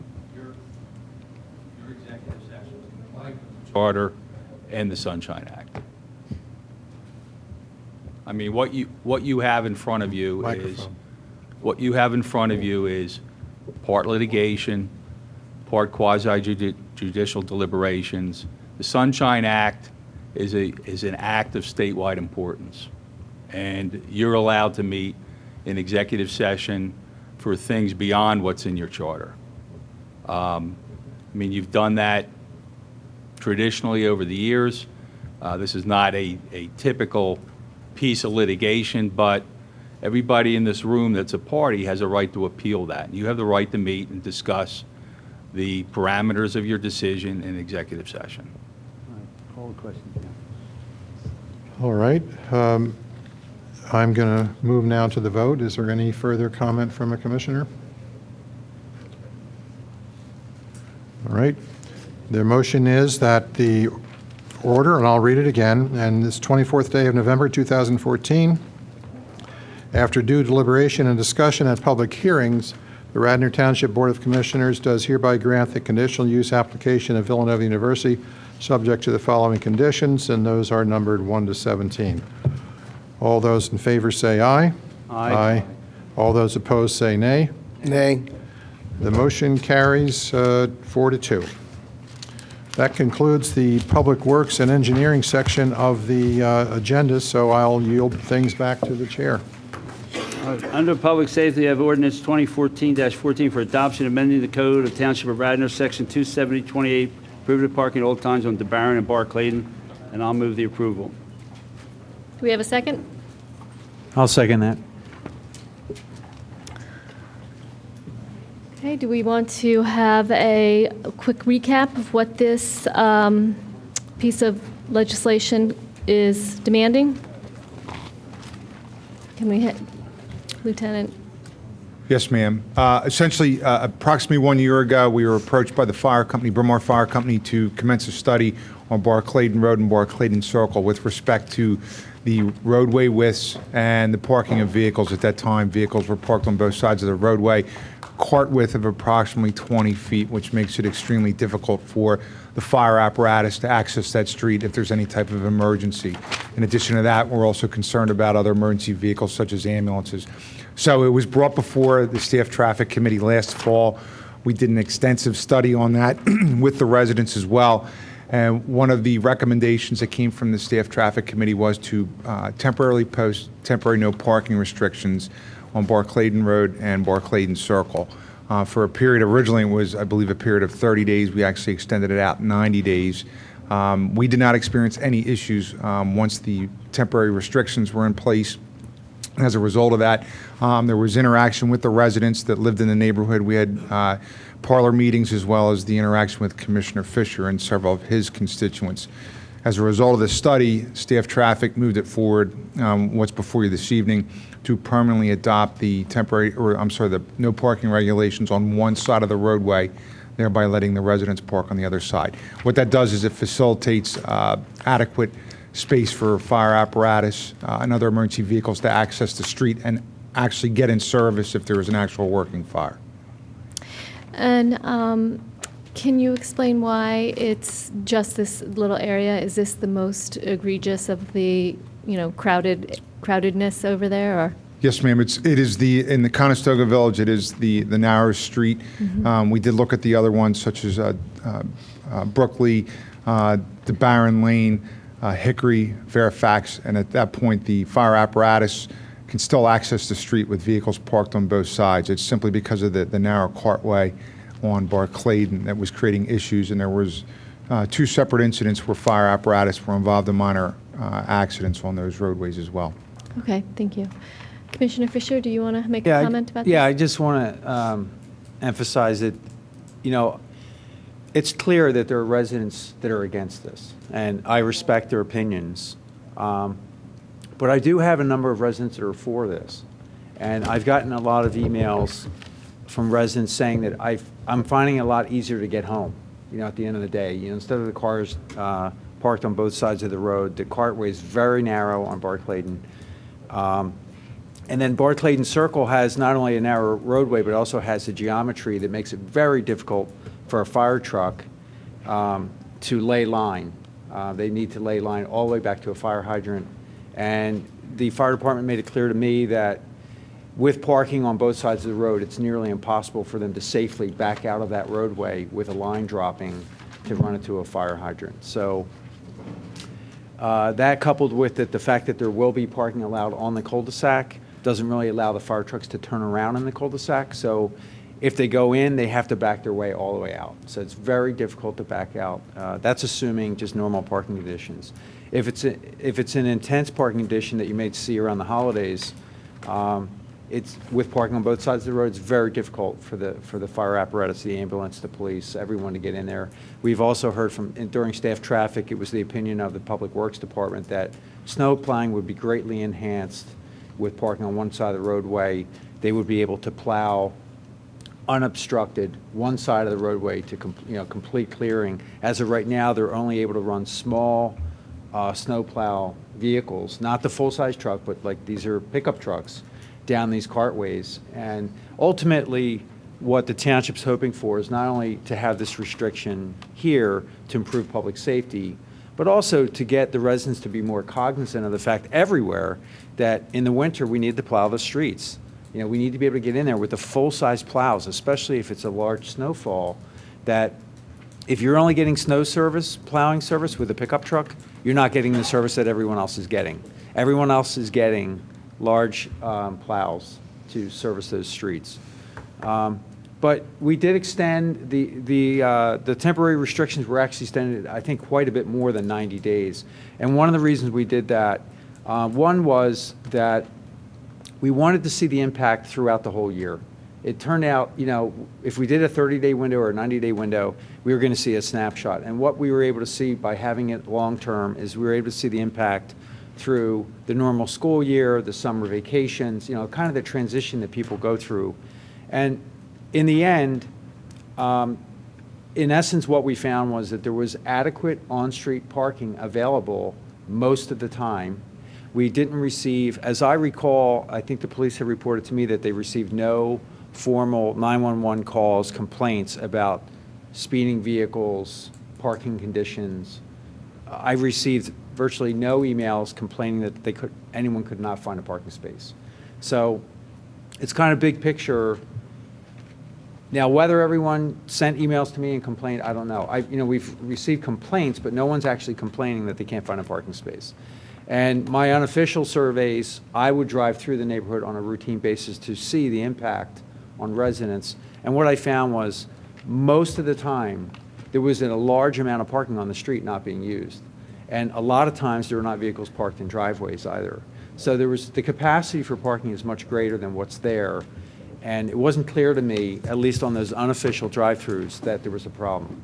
So that's where it's at. But the residents have come out to speak, and I'd like to hear their opinions on this, because I'm still, it's very difficult to sit where I'm sitting because I've heard from the fire department and the police department and staff traffic, and they're saying we really need this to make it safer in your neighborhood. But I'm also hearing from the residents saying, why are you taking our parking away? Why us? Why are you picking on us? I just want to stress that the Board of Commissioners on a routine basis have to address parking issues. And we have enacted legislation this year to limit parking on certain streets. And in the 7th Ward, I think I have a total of 27 or 28 streets, and over half of them have parking restrictions. Over half of the streets already have parking restrictions in place. These streets in what we call Conestoga Village actually are the only streets neighborhood-wise that don't have parking restrictions. Garrett Hill has parking restrictions, Old Oaks has parking restrictions, Lowry's Lane, all the roads in that area have parking restrictions.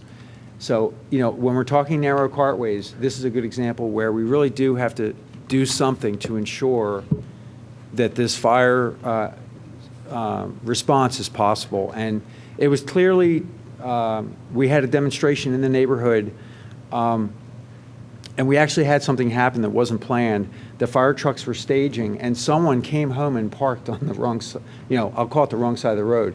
And the fire trucks were not able to continue their demonstration because the fire hydrant was on the other side of the cars.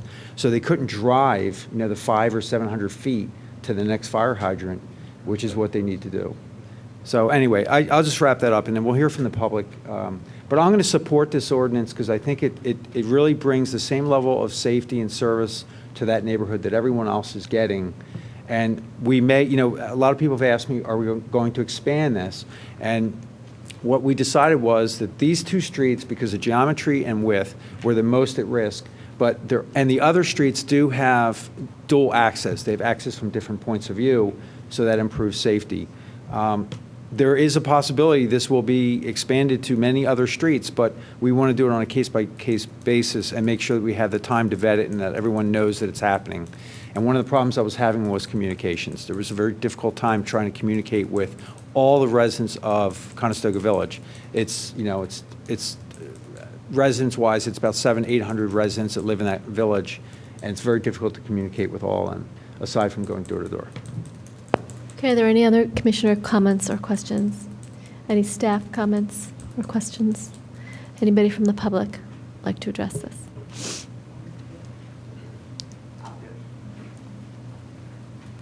Hi, Jane Galley, Barclayton Road. I am opposed to this, and the somewhat there's 1,200 homes in our area, and we had petitions from Fairfax, Hickory, all along. I would say 90% of the people did not want this opposed. And what John is not telling you is one of the instances where the fire truck hit a car was Santa Claus night in our neighborhood, where there was a woman illegally parked in front of a neighbor's driveway, way out from the road, and the fire truck with Santa Claus clipped her rearview mirror. This happens once a year, and it just happened to be the same night. Now, what's interesting enough is the part of Barclayton Road, which is really the worst part, is on the south end of Barclayton Road off of Lowry's Lane, where people park on both sides of the road. They were parking too close to the end of the road, so you couldn't get around them. But the problem is, that's where the problem was. But that's not part of this ordinance. It's my road where most, probably 75 to 85% of the time, we're in our driveways or we're parked in front of our own homes where we are. We deliberately park scattered because we want to slow people down that go through our neighborhood, Villanova students, who've not even here to listen, way too fast because they're trying to get to the south parking lots. And so we do it on purpose to slow people down. We stagger our parking. Now, yeah, it hasn't been a big deal with the parking. Because first of all, the chunk of DeBarron that is now no parking, nobody parks there ever. In my 38 years of living in this township, has anyone ever parked on that side of the street? So that's a non-issue. My road is my one block of road is the only one that's really at issue here at the moment. And it's a faniente, as my father-in-law would say. It's of nothing. It's like, it's the fact that the issue you're talking about is a one night that it happened. I mean, it was like, and the one time that there was a fire down the other end, the south end again, was they ran their hoses from a block and a half away down to that road, where they had a fire hydrant literally 50 feet from where the fire was, and they didn't use that one. So this is a ridiculous ordinance, an imposition on people that is not even worth talking about. I've lived there for 38 years.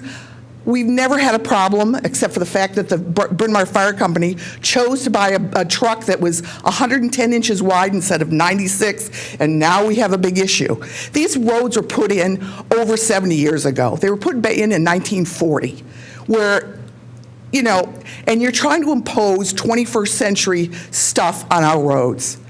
And I just think it's a waste of time and a waste of ordinance and a waste of everything. Thank you.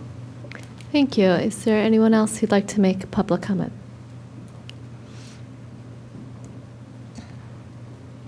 It's been a long night for everybody, but I agree with Jane. It's a block, and as I said before, I've lived You have to state your name again. Oh, I'm sorry. It's Eileen Clay, Barclayton Circle. I'm the first house on the circle. I've lived on Lowry's Lane. I've lived here in this neighborhood Lowry's Lane, Garrett Avenue, Wentworth Lane, and now I live on Barclayton Circle. I've lived in this neighborhood for 59 years. I don't think this little one block, and I know that it's been up for adoption, and we did not know, we didn't get a letter or an email back on the 27th meeting saying it was going to be, put into effect. So we didn't really have the time to prepare. So I understand if you cannot delay, if you can just delay the vote and I understand what you're saying about having gone through the seasons and the school starting. We've never done it in the fall. We've never done it in inclement weather, and we have full-size plows on our street. Every year for the past 21 years, no problem. And the reason that the police aren't called because somebody's speeding through the neighborhood, because when we see a car speeding down my circle or down Barclayton Road, we see where the car's going. We go to that house, if it's a babysitter or if it's a student visiting or somebody, and we get their license number and say, you can't do that. I mean, we don't sit there and call the police and go, I just saw a white car go by. We handle it ourselves. We move our cars, we call each other when there's a snowstorm, and we get them into the driveways or off the street so the plows can come through. That's why we live in that neighborhood, because we can walk around, our kids can walk around. There's so many little children who are not above a bumper height, and the leading cause of death of 5-year-olds is car accidents. So putting all the cars on one side of the street is putting them in danger. So I don't think anybody has ever been hit by a fire truck, and I'm certainly not losing any sleep over dying in a fire. The chances of that this year are 1 in 8 million. The chances of me getting into a car accident or hitting somebody or somebody getting hit is 1 in 100. Thank you. Thank you. Is there anyone else who would like to make a comment about this?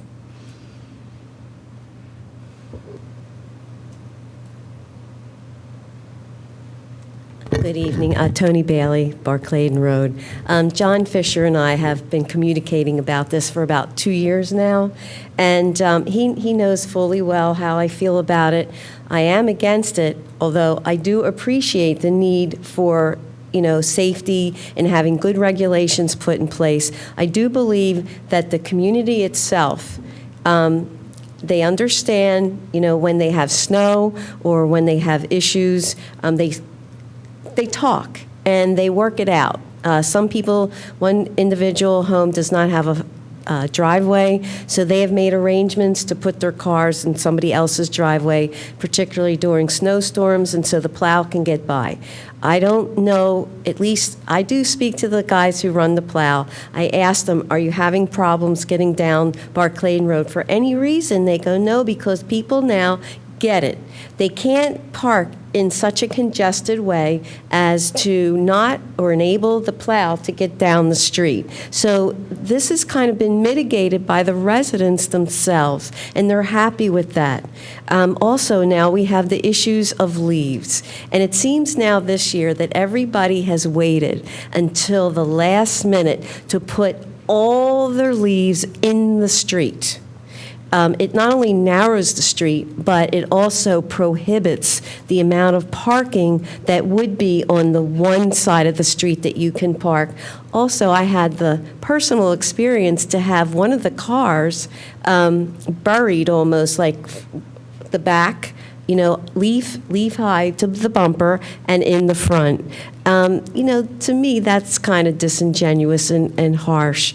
I could talk to my neighbor, which I will, about his landscaper and making other arrangements for his leaves. But because of the parking, they have piles of leaves, which they have to put somewhere. And I understand the position of the landscaper, not being able to maybe do it on one side or whatever, or doing it in parcels. So that's really all I have to say. I do believe the neighborhood or the neighbors will mitigate this. If there's any issues, let us know. But I think to implement this, just one size fits all is not a good idea. Thank you. Okay, is there anyone else who'd like to comment?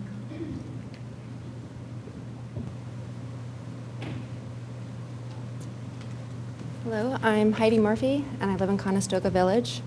I've been following this issue for the past year, and I actually am one of the people that lived on the cul-de-sac where now the parking restriction does not affect us anymore.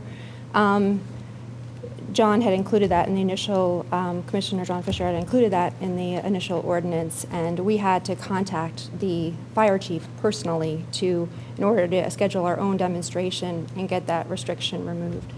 This whole process, in my opinion, has not gone as smoothly as it should for this kind of ordinance. We got no notice that this ordinance was coming up for introduction October 27th, so I thought that was unfair. The residents didn't really have a chance to come out if they wanted to. I had followed the issue, so I was looking at the Board of Commissioners meetings, but a lot of people don't do that. And then, we just got the notice yesterday that this was coming to vote today. So, that's been frustrating. The other thing that's been very frustrating with this whole ordinance is that it was supposed to be kind of first of all, I don't understand why it's not Radnor wide, and secondly, to have like certain roads be included in this ordinance and then go to another road and then another road, like why isn't this being viewed as a total, project? Why isn't there other wards being considered, and why are we doing this piecemeal? To me, it looks like less oppositions from less neighbors when you put it together piecemeal. So those are just my thoughts. I do want to say, the fire company, when they did come out for the cul-de-sac, was very helpful, and I understand the struggles in getting to the narrow streets, but I just disagree with how this has gone forward and how it's transpired. So, thank you. Thank you. Is there anybody else who'd like to make a comment? Okay. I'm sufficiently persuaded by the very passionate rebuttal to John's statement on this. So I think that where the people are speaking out against a one-size-fits-all, an imposition by the government on their lives. So I'm going to support the people and vote against this. I'm confident that John Fisher did what's necessary to communicate this and to weigh to weigh both sides evenly. His recommendation goes a long way with me, so I'm going to support it tonight. Anybody else have any comment? Yes, I'm going to go with John Fisher. I'm particularly influenced by the fact that our fire department and ambulance and police think that this is the right thing to do. So. Well, this is one of those difficult times where you're weighing public safety against public convenience. And public convenience is, I don't mean to diminish that. That means a great deal to people. It's your day-to-day life and what you have to deal with on day-to-day. So for most people, public convenience takes precedence over public safety, because public safety is only needed once in a blue moon, if it's ever needed in your life. But when it's needed, it's a life and death situation. So, sitting in these seats, we put a little bit more weight on the public safety, even though sometimes it interrupts, even though sometimes it makes the convenience aspect a little bit more difficult. And like Commissioner Curley, I have great respect for John Fisher. I don't think he would purposefully conspire to come up with an ordinance that would cause great inconvenience to his constituents unless there was a true need for it. So I'm going to support this ordinance. And is there anybody else who'd like to make comment? Call the question. Okay. All those in favor say aye. Aye. Any opposed? It passes 5-1. Commissioner Nagel has left. He was unwell this evening. Next is the introduction of ordinance 2014-18, enacting the necessary ordinance 2014-16, introduction, amending Article 8, Personnel Policy, Section 570, Civil Service Provisions of the Administrative Code of Radnor Township. The Civil Service Commission is authorized to recommend amendments to the Radnor Township's Civil Service Ordinance, and the Commission finds it appropriate to recommend amendments to the civil service requirement for promotions within the Radnor Township Police Department, and they're amending general qualifications for Deputy Superintendent, Captain, Lieutenant, Sergeant, and Corporal by this ordinance, and I'll move the introduction of this ordinance. Second. I would love a little explanation about what we're changing in here. That we did it in the caucus. Were you there when we discussed it at length? I'd like that too. I don't remember hearing about You had it. explained to me 87 times? No, I don't think I was there. So if you could just give a Sure. brief explanation of what Sure, we're Madam President, I will, introducing. and I'll give the lieutenant a chance if he needs to jump in. It's a clarification on the qualifications for promotion and the amount of time an individual officer needs regarding experience and time in particular rank to be qualified to take either the sergeants, lieutenants, captains, and so on test. When it was written in 2011, the language was a little ambiguous. We just needed to clear that up a little bit. That's the reason. And so did this emanate from our staff or from civil service? They have a resolution. It was a combination effort. Both. Joe Rudolph reviewed it and worked with the Civil Service Commission. Okay. And they actually met, I think it was last Thursday night, and voted on the change, or the amendment. And so what are we clarifying? Are we changing or reducing the amount of time that was required for a promotion, or is there any change? What does that mean, clearing up some provisions? We're making it less ambiguous. We're not adding or subtracting. We're basically showing how much time is needed within each specific rank in order to be able to take the next progressive exam. It wasn't real clear the way it was written before. Okay. Any other questions or comments from Well, commissioners? again, For example, Commissioner, for example. the way before we clarified it, a corporal was able to take the lieutenant's test, which was totally unacceptable because they would skip the rank of sergeant. So we had to make sure that built-in safeguards were there, where a corporal would have to be a sergeant first before they can progress to the rank of lieutenant. And that was too ambiguous in the original language, and it was corrected by the Civil Service Commission. Not reducing the years from 6 to 10 to take the lieutenant's test or captain. It's not reducing the amount of requirements. No, sir. Everything stays exactly as we're just clarifying the language, so it's a little bit more, I guess, understandable, because it was confusing the way it was written. Joe Rudolph, he wrote this for us. Oh, yes, sir, he did, and then the Civil Service Commission met last Thursday night. Thank you. Is there any other comment? Or Well, I'd just like to make an observation that I've talked to the superintendent about this before the meeting tonight, and what our ordinance has, the scheme that we have here is that nobody from outside the Radnor Township Police Department can apply for or obtain a position in the department unless that person is at the superintendent level.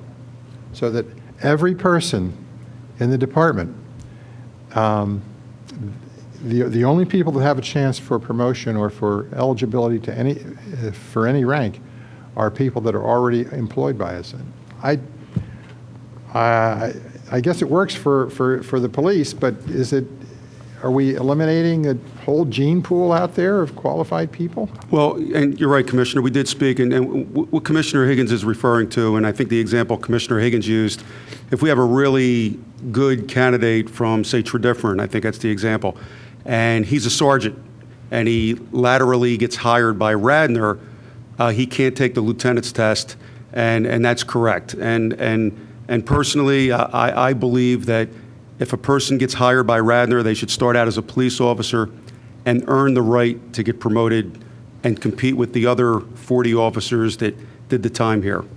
And I'm an outsider telling you that, and I believe that in Philadelphia, and I believe that here.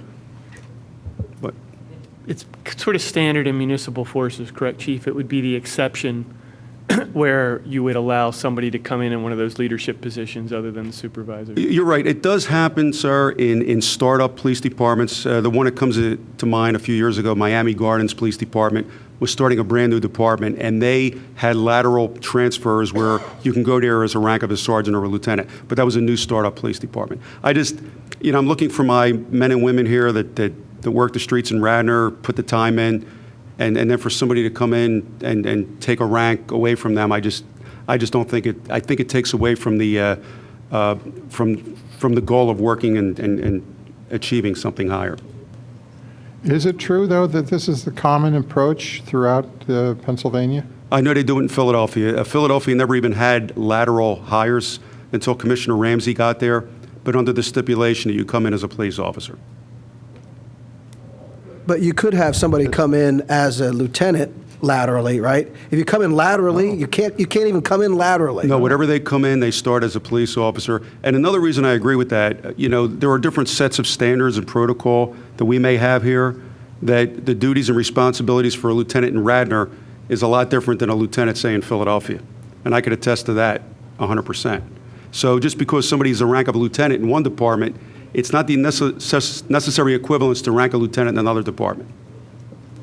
But this doesn't change, this is clarifying what was always the rule, right? Or is this changing the rule? No, this is for promotion within the ranks of the department. We started lateral hiring. We have the option to have a lateral list, which we did have, and the civil service regs were changed where we can either give a regular civil service test or we can give a lateral test, and we have given a lateral test before. But anybody that gets hired as a lateral means that they don't have to take a written exam, they just have to take an oral exam. But they would come in as a police officer in Radnor. Jim, I think we got a little off topic on this, so can we, or whoever. Yeah, so this doesn't change, or does this change? This ordinance isn't addressing that, correct? So. That's my question. It's just our internal protocol that is changing. All right, is there any other comment or questions? Anybody in staff that'd like to comment? Anybody in the public? This is the introduction of this ordinance, and it's been moved and seconded, I believe. All those in favor say aye. Aye. Any opposed? And it passes 6-0 with Commissioner Nagel absent. Next, we will move to Finance and Audit with Commissioner Fisher leading us. Thank you, Commissioner Schaefer. I'll move ordinance 2014-17. This is the introduction of the final comprehensive budget for 2015. It says 14 on the agenda. And this is establishing the township real estate tax rate and sanitary sewer rate. Is that right? And I'll set the rates here. 3.75 mils and $5.90 per 1,000 gallons of water use for the sewer, what we used to call sewer rent, sewer service. And the 3.75 mils that's listed here is the same millage rate that we've had since the 2012 budget. And this, I assume this does not include the debt service for the potential purchase of the open space. Right. I just want to make sure that we know that it's not in this. Okay. And how do the sewer charges compare to last year? It's same. Also, I'd like to note that this states that our fee schedule, it will remain the same. The 2014 fee schedule is in place and not changing at this point. Did I get a second on that? Second. All right. No, he got it. He got it first. Well, I introduced it. Who was the second? Bill. Bill. So I said he got it first. So is there any comment on it? I'll just make a brief comment. I want to thank staff, all staff, for their hard work on this. Every year, I mean, I just have to emphasize that to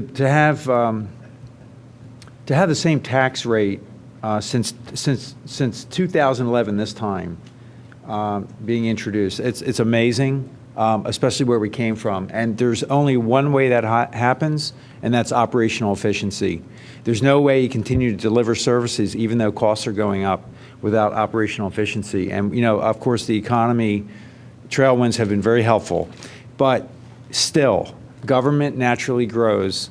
Government naturally needs money to increase, revenues to increase. And in this case, Bob Zinkowski, Bill White, Steve, all the directors have worked really hard to contain costs, and that's evidenced by this budget.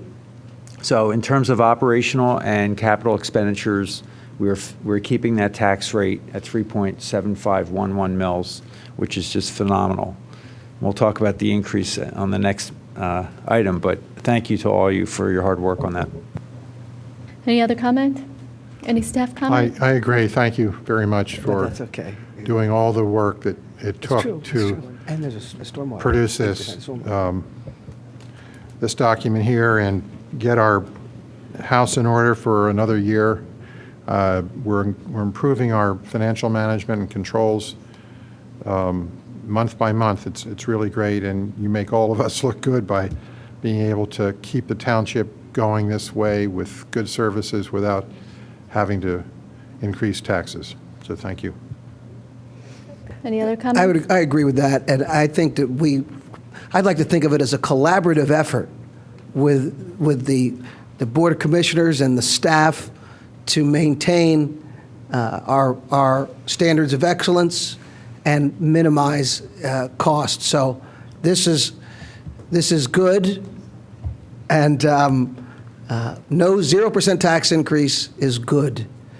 Better is reduction, but this is good. So we keep the eyes on the prize. Thank you. Any other comment? Any staff comment? Any public comment?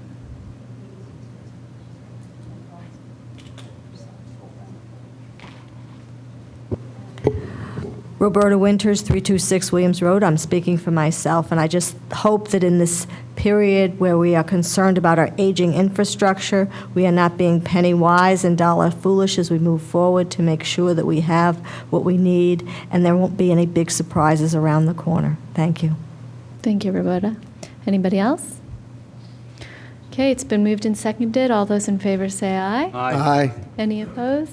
It passes 6-0 with Commissioner Nagel absent. Next item. I got distracted. The next item is, I'll introduce ordinance 2014-18. This is enacting the necessary real estate millage rate to fund the electoral open space bonds. Second? Okay, is there any commissioner I'm going to comment? vote against it. I'm as opposed to the purchase, so I will vote against this ordinance. And I'm also opposed to this motion in that I think that mainly because this is funding what I believe is a bad deal for the township, and I'm also not supportive of the transaction, and also believe that this ordinance does not directly comport with the provisions of the 2006 referendum. I think that we should have had a specific vote on issuing bonds for this purchase. So I'm also against this this motion or this ordinance. Any other comment? I will not be supporting this ordinance tonight. Even though I've supported... Yeah, my sense is, I'm sorry for interrupting. Yeah, sure. My sense is that you're going to have to bring this back at the next meeting. Yep. So, Yeah, I just want to finish what I was going to say. I'm sorry for interrupting you, John. It's fine. When I ran for election the first time, my number one issue was debt. No more debt. And this is the first new debt that's come in front of me since I took office. And even though I think it's, in general, a good deal in terms of what we were looking at before, I'm not going to support it. And the reason I'm not going to support it is we have a couple $100 million of liabilities out there. We have a lot of responsibility to our retirees. We have a lot of responsibility to the infrastructure of the township. And we're not borrowing any of this money to improve the infrastructure of the township. So the sewer systems, the roadways, bridges, everything that's falling apart, aging, we're not borrowing money for. So I'm not going to support this tonight. It'll have to come back. So I'm sure I'm letting down some of my fellow commissioners on this, but I just can't in good conscience, after running my elections against debt, vote for new debt. And I did receive a number of emails from my constituents from my ward who are not supporting this increased debt and increased taxation as a result, as a result of it. So, from my ward, we talk about the east side of the township a lot. We don't really get any direct benefit from this. Everyone gets benefit, but we don't get any specific direct benefit from this. So I'm going to not vote for this tonight. I have one procedural question. If we vote this and it goes down to defeat 3-3, is it allowed to come back in 1 week, or is there? It doesn't get defeated 3-3. Very well. It doesn't. Lack of pass 3. All you have tonight is introduction. It's not going to be introduced, though. Right. So you have to bring it back and introduce it. Yeah, but do we have to vote on this, or do we have to table this? If we vote on it in 3-3, do we run into some kind of parliamentary procedure problem? Well, no, you should vote on it. I mean, vote on it. It's on the agenda. Vote Okay. on it and let the votes fall All right, where they call fall. the vote. But Bill, it is introduction. On your budget calendar, Bill, Bill White, did you foresee passing the budget as a whole on the Sure. 8th or on the 22nd or on the 15th? We had planned on the 8th all Mhm. along. Is there any kind of practical reason that it would be difficult to wait till the 15th? For the operating and capital budget, yes. The charter requires that no less than 20 days prior to the end of the year it be adopted. So I think for ordinance 2014-17, that's still on a good track. So we could pass that ordinance on the 8th and then this second ordinance on the 15th? Yeah, but I think that would require a meeting at You're gonna have to have least a 10 special days in meeting. advance to introduce, so you have enough time to advertise it in accordance with the charter. I'm kind of wandering into John's territory with that, but You have to introduce, and then you have to advertise within 10 days, 10 days later, 10 days' notice. So we'll have to have a special meeting.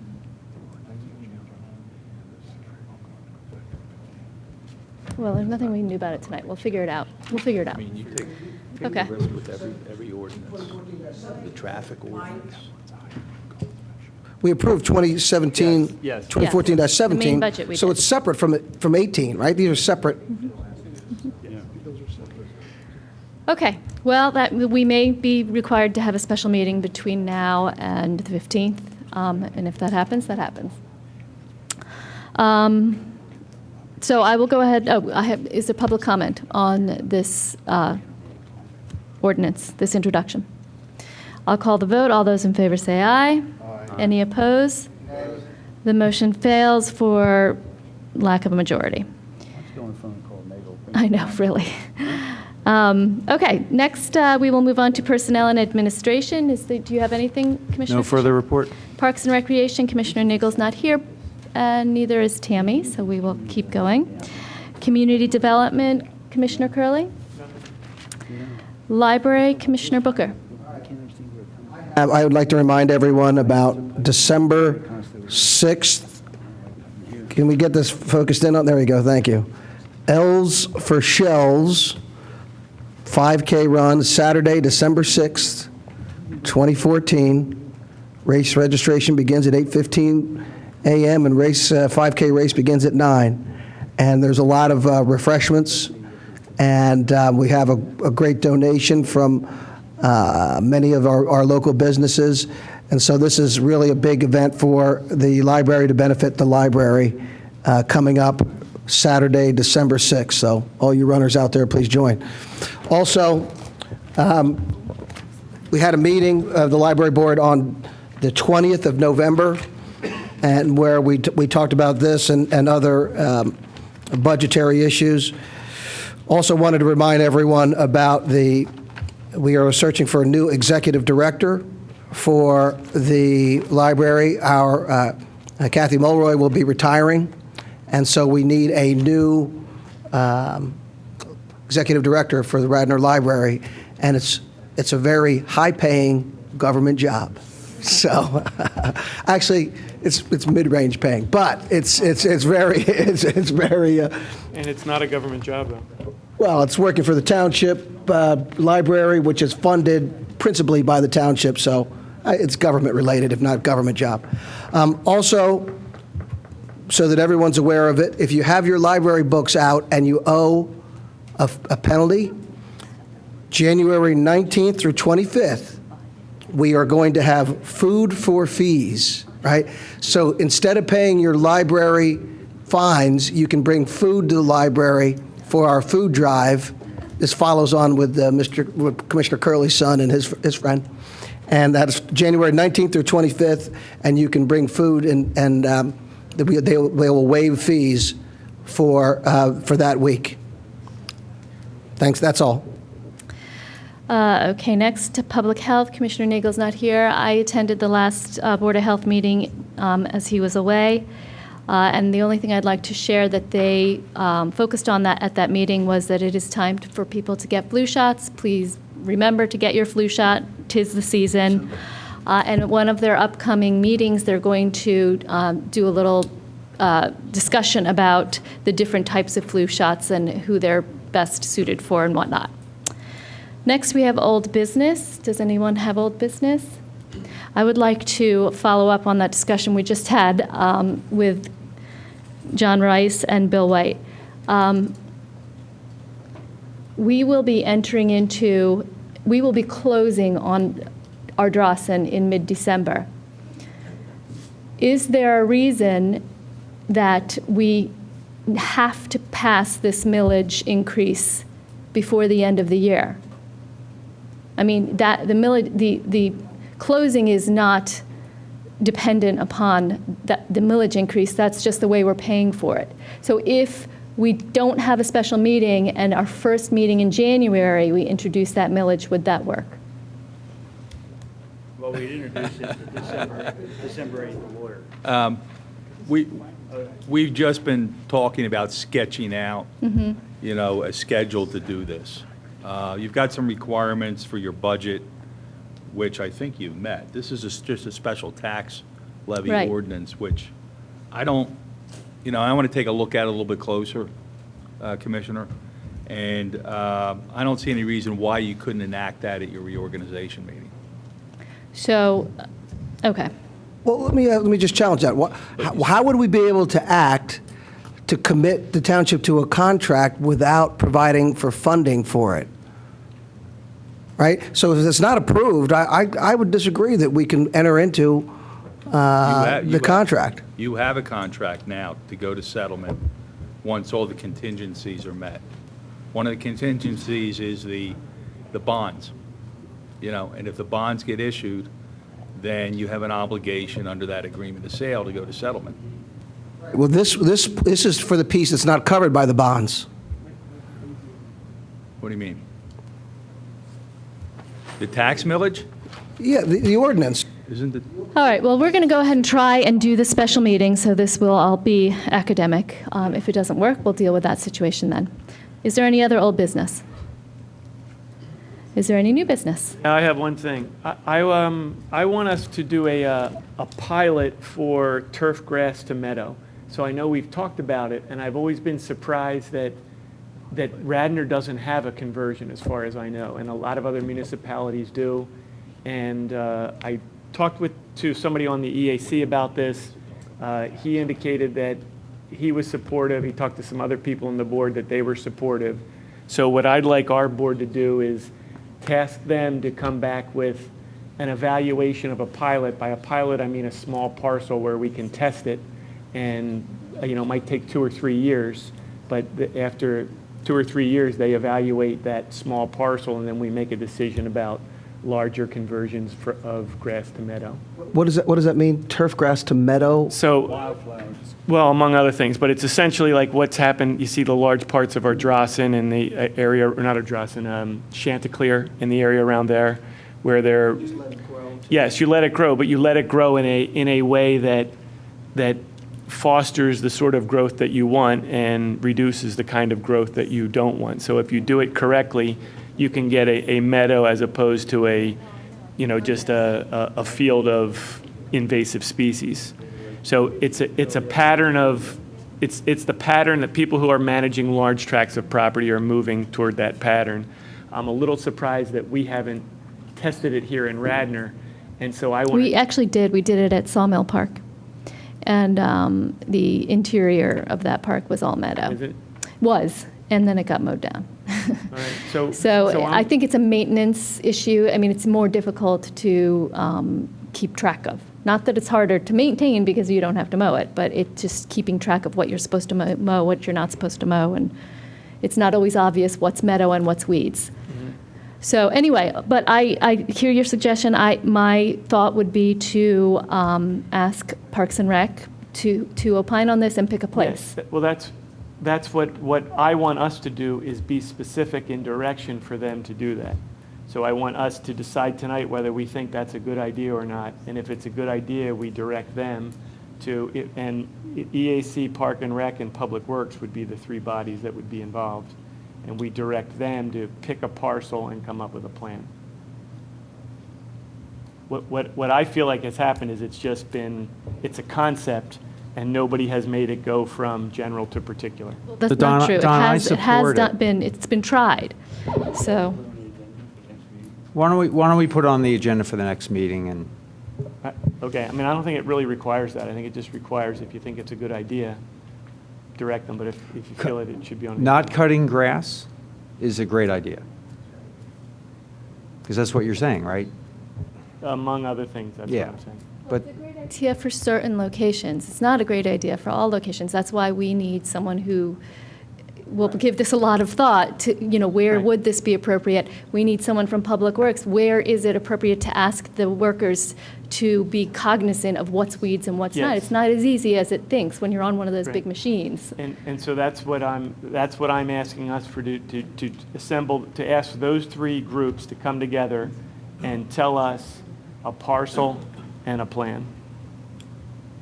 And if we think it's a good idea, we should direct them to do it. If we don't think it's a good idea, we shouldn't direct them to do it. If you need more time to think about it, I suppose you can do that too. But I just think it's an idea that's floating out there, and it needs some time. I like the idea. It might be a partial answer to our geese problem. They don't like tall grasses. Yes. And I can think of a perfect location, the duck pond at the intersection of Darby Paoli and Brook Road. It's not our land. Well, we'll go to Duck pond that. at the Willow, the area between the two water bodies is a perfect example. Yeah, we'll go to those It's covered in duck people. poop, and there would be no problem, there would be no compromise in the use if that was Right. converted. So Well, it sounds like we have a consensus here that people are interested. So, I think that's what we need. That's all we need. We don't need to take a formal vote. All right, so Bob, will you do that then? You will pass this on to EAC and Park and Rec and ask them to identify a parcel, a small parcel for a pilot, and a conceptual plan for conversion of grass to meadow. I will do that. You know me, I can't help but not saying things. We have to fund, I think Parks and Rec is dealing with trying to fund capital improvements. I think we've got to start taking some of these things one at a time, but to put something on, like I understand the no-mow zones and that, I think we got a task there, because I think those type of physical infrastructure improvements that they've been working with, I think there's a high level of frustration they have, a high level of frustration the administration has. I think there should be a priority that the board should set up that says, here's what should be worked on, here's the answer we would get. I think by putting more things onto them, we're into areas that, no offense to this, but I think in the priorities that I look at, no mow zones to capital, infrastructure improvements, should be, the board should prioritize those, give direction to these boards and commissions, say, here are three things, please address these. Because I think there are so many things that sit out there right now, they should be tasked with, give us answers on these three things. I'll be more than happy to pass that along to them.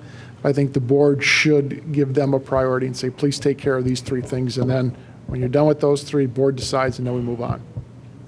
That's just my Well, opinion. I go to all those meetings. I'm on that subcommittee, and I think they have plenty of room on their agenda to look at this. This isn't rocket science. I don't think that this would be a difficult issue for them to opine on.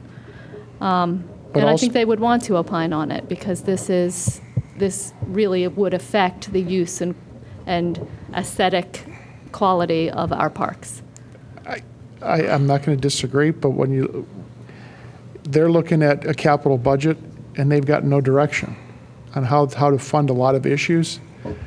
Us mowing or not, I guess I just look at it from that perspective is, how are we going to fund millions of dollars of capital improvements that have to be done within these parks, that somehow we're going to have to come up with money to do those at some point in time? I don't see how they're related, though, Bob. The conversion of grass to meadow is intended to cost less money rather than more. And at this point, we're not picking a huge parcel and telling them to invest time and energy in it. We're asking them to evaluate whether this is a good idea and come back with particulars. I'm fine with that. I just know I get phone calls of how come we're not mowing grass more than I do not cutting grass. So we'll be more than happy. I'll pass those along. They can make a decision. Okay, thank Sure. you. Is there any other new business? Is there any public participation?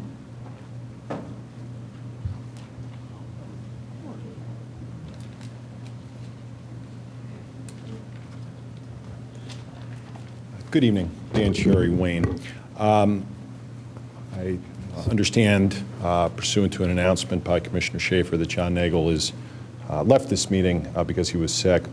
I ordinarily don't, if I have the opportunity to, I like to talk about people when they're not present. But because Commissioner Higgins stated that I should bring this up during public comment about John Nagel's conduct, which occurred at the November 10th meeting, and then another outburst tonight, I guess now is the time to bring it up. And this will be just in passing.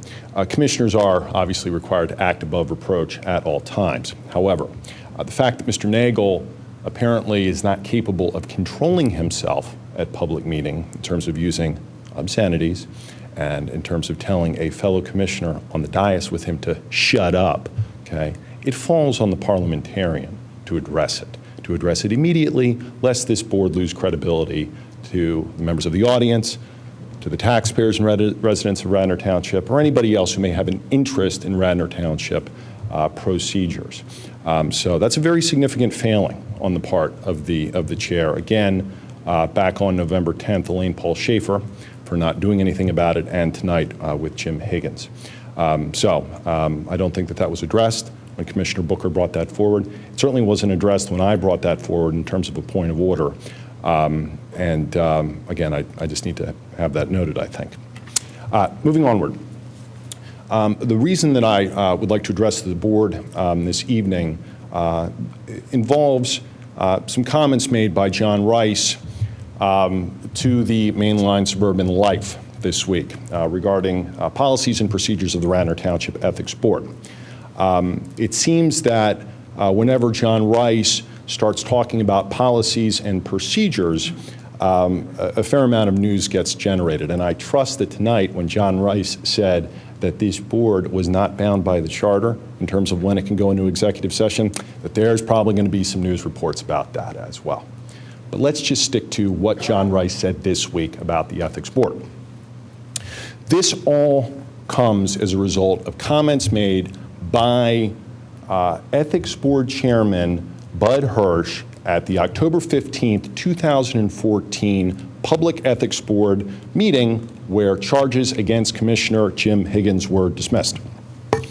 I spoke at that meeting because I was very curious why Joel Barris, and not the township's solicitor, John Rice, as mandated by the code, was involved. Here is what Chairman Hirsch told me, quoting verbatim. We did have a public meeting, as you know, to accept this complaint, and I'm sure at that meeting we introduced Mr. Barris as the solicitor or counsel for the Radnor Ethics Board. So everyone was aware of it from that meeting, and so it was publicly done, and you can certainly go back and review the tape of that meeting. Question from me. So the complaint against Mr. Higgins was the subject of a public meeting when it was first received by this board. Chairman Hirsch, correct. Question, that was televised? Hirsch, I'm not sure. Was it televised? I don't remember. It might have been. It probably was, but I don't remember. Mr. Barris, do you know? Mr. Barris, I don't know. Chairman Hirsch, but it was publicly advertised. That we do know.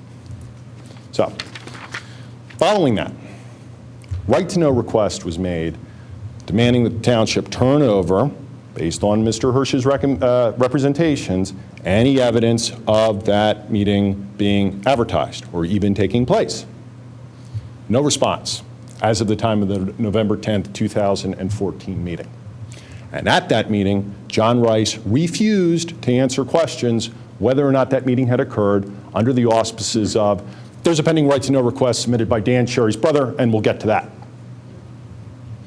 Following that, Commissioner Curley, to his credit, said, Mr. Sherry, you're going to get an answer as to that tomorrow, meaning the Tuesday afterwards, November 11th.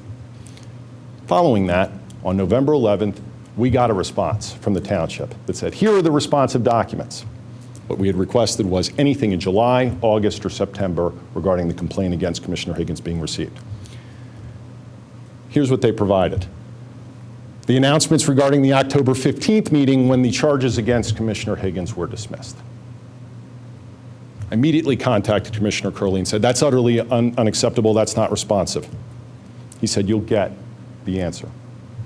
Next day, finally, at long last, a statement from the township that there were no documents responsive to the request. No meeting.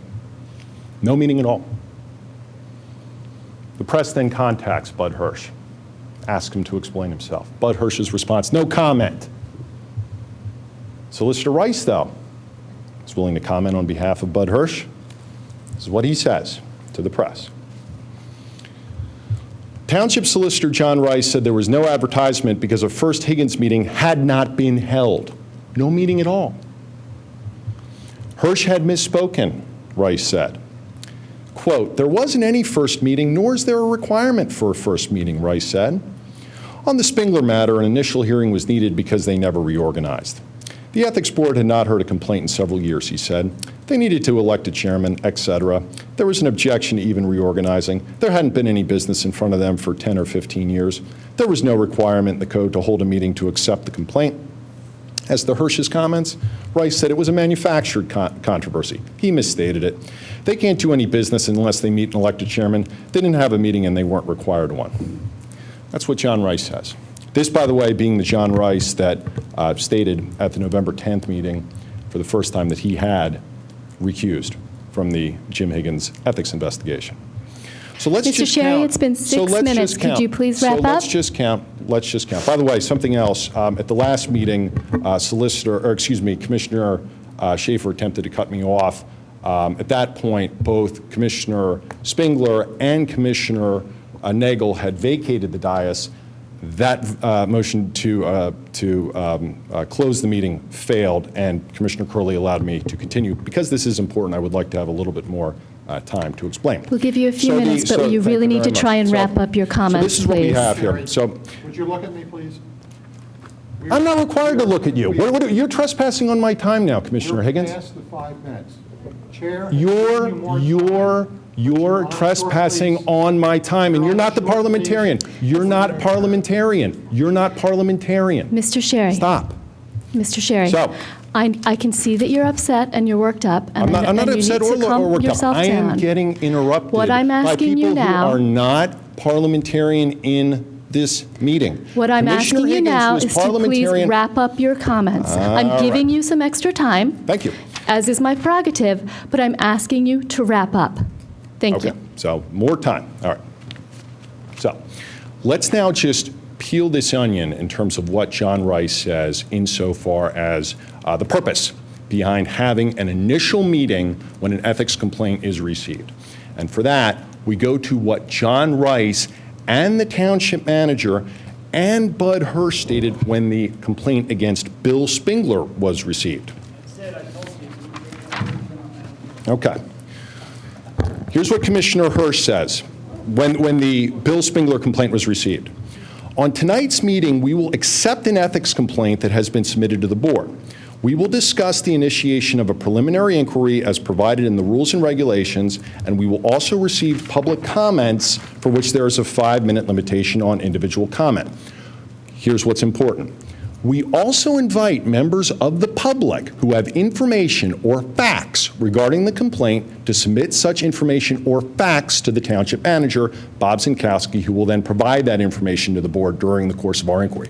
So there's Bud Hirsch at the meeting where the complaint is received, telling the public, if you have information, come forward. Obviously, that didn't happen with the complaint against Jim Higgins because there was an initial meeting. But let's just say that Bud Hirsch, who obviously can't be counted upon to make an accurate representation. Mr. Sherry, I'm going to give you 1 more minute, and then I'm going to have the mic turned off. So please, please I wrap heard up. you. Let's now hear what John Rice himself says. At this meeting, when the complaint against Bill Spingler was received by the Ethics Board. John Rice, Anybody who has information involving the complaint which has been broadly televised and is available, please provide that information to Mr. Zinkowski. And then Mr. Zinkowski, on top of that, states, Mr. Chairman, if I may, would I request that anyone who has information or documents that were submitted to the board, both councils or anyone in the public who has written a statement, please submit those so we can actually include that as part of the formal record. So that's the import of the initial meeting, telling members of the public to come forward who have information. And in fact, at the October 15th meeting, Dr. Donato specifically states that people were not able to come forward at the time of Mr. this Sherry, this is the meeting. last time I'm going to So, ask you to wrap up. You have specifically- 30 more seconds. So 30 more there's seconds. a motion to interject that it adjourn. I would like to see whether or not this vote breaks down as to whether or not the motion to adjourn. It failed last time when that occurred. Let's hear the Mr. motion. Sherry, please wrap up. I've No, given you 30 There's seconds. been a motion. I've been interrupted with a motion to adjourn. Please call Sorry, the Mr. question. Sherry, Motion to you're not adjourn. running this meeting. I am, and I've asked you So to you're wrap not going up. to recognize the motion to adjourn. And by the way, Jim Higgins has now walked off the dais. There are now only 4 commissioners in front of me right now while this is pending. So John Rice tells the press that you don't need to have an initial meeting. There's no reason to have it, even though it was expressly represented at that initial meeting. Public come forward with information. Last point that I'll make. John Rice specifically said that he recused from the Jim Higgins investigation. Specifically stated that at the November 10th meeting. Thank you for that last point. I appreciate it. Here's Jim, specifically could what you he please said. turn off the mic for the podium? I would appreciate it. Here's specifically what he stated. I'm sorry to do that to you, sir, but I asked you repeatedly to wrap up your comments.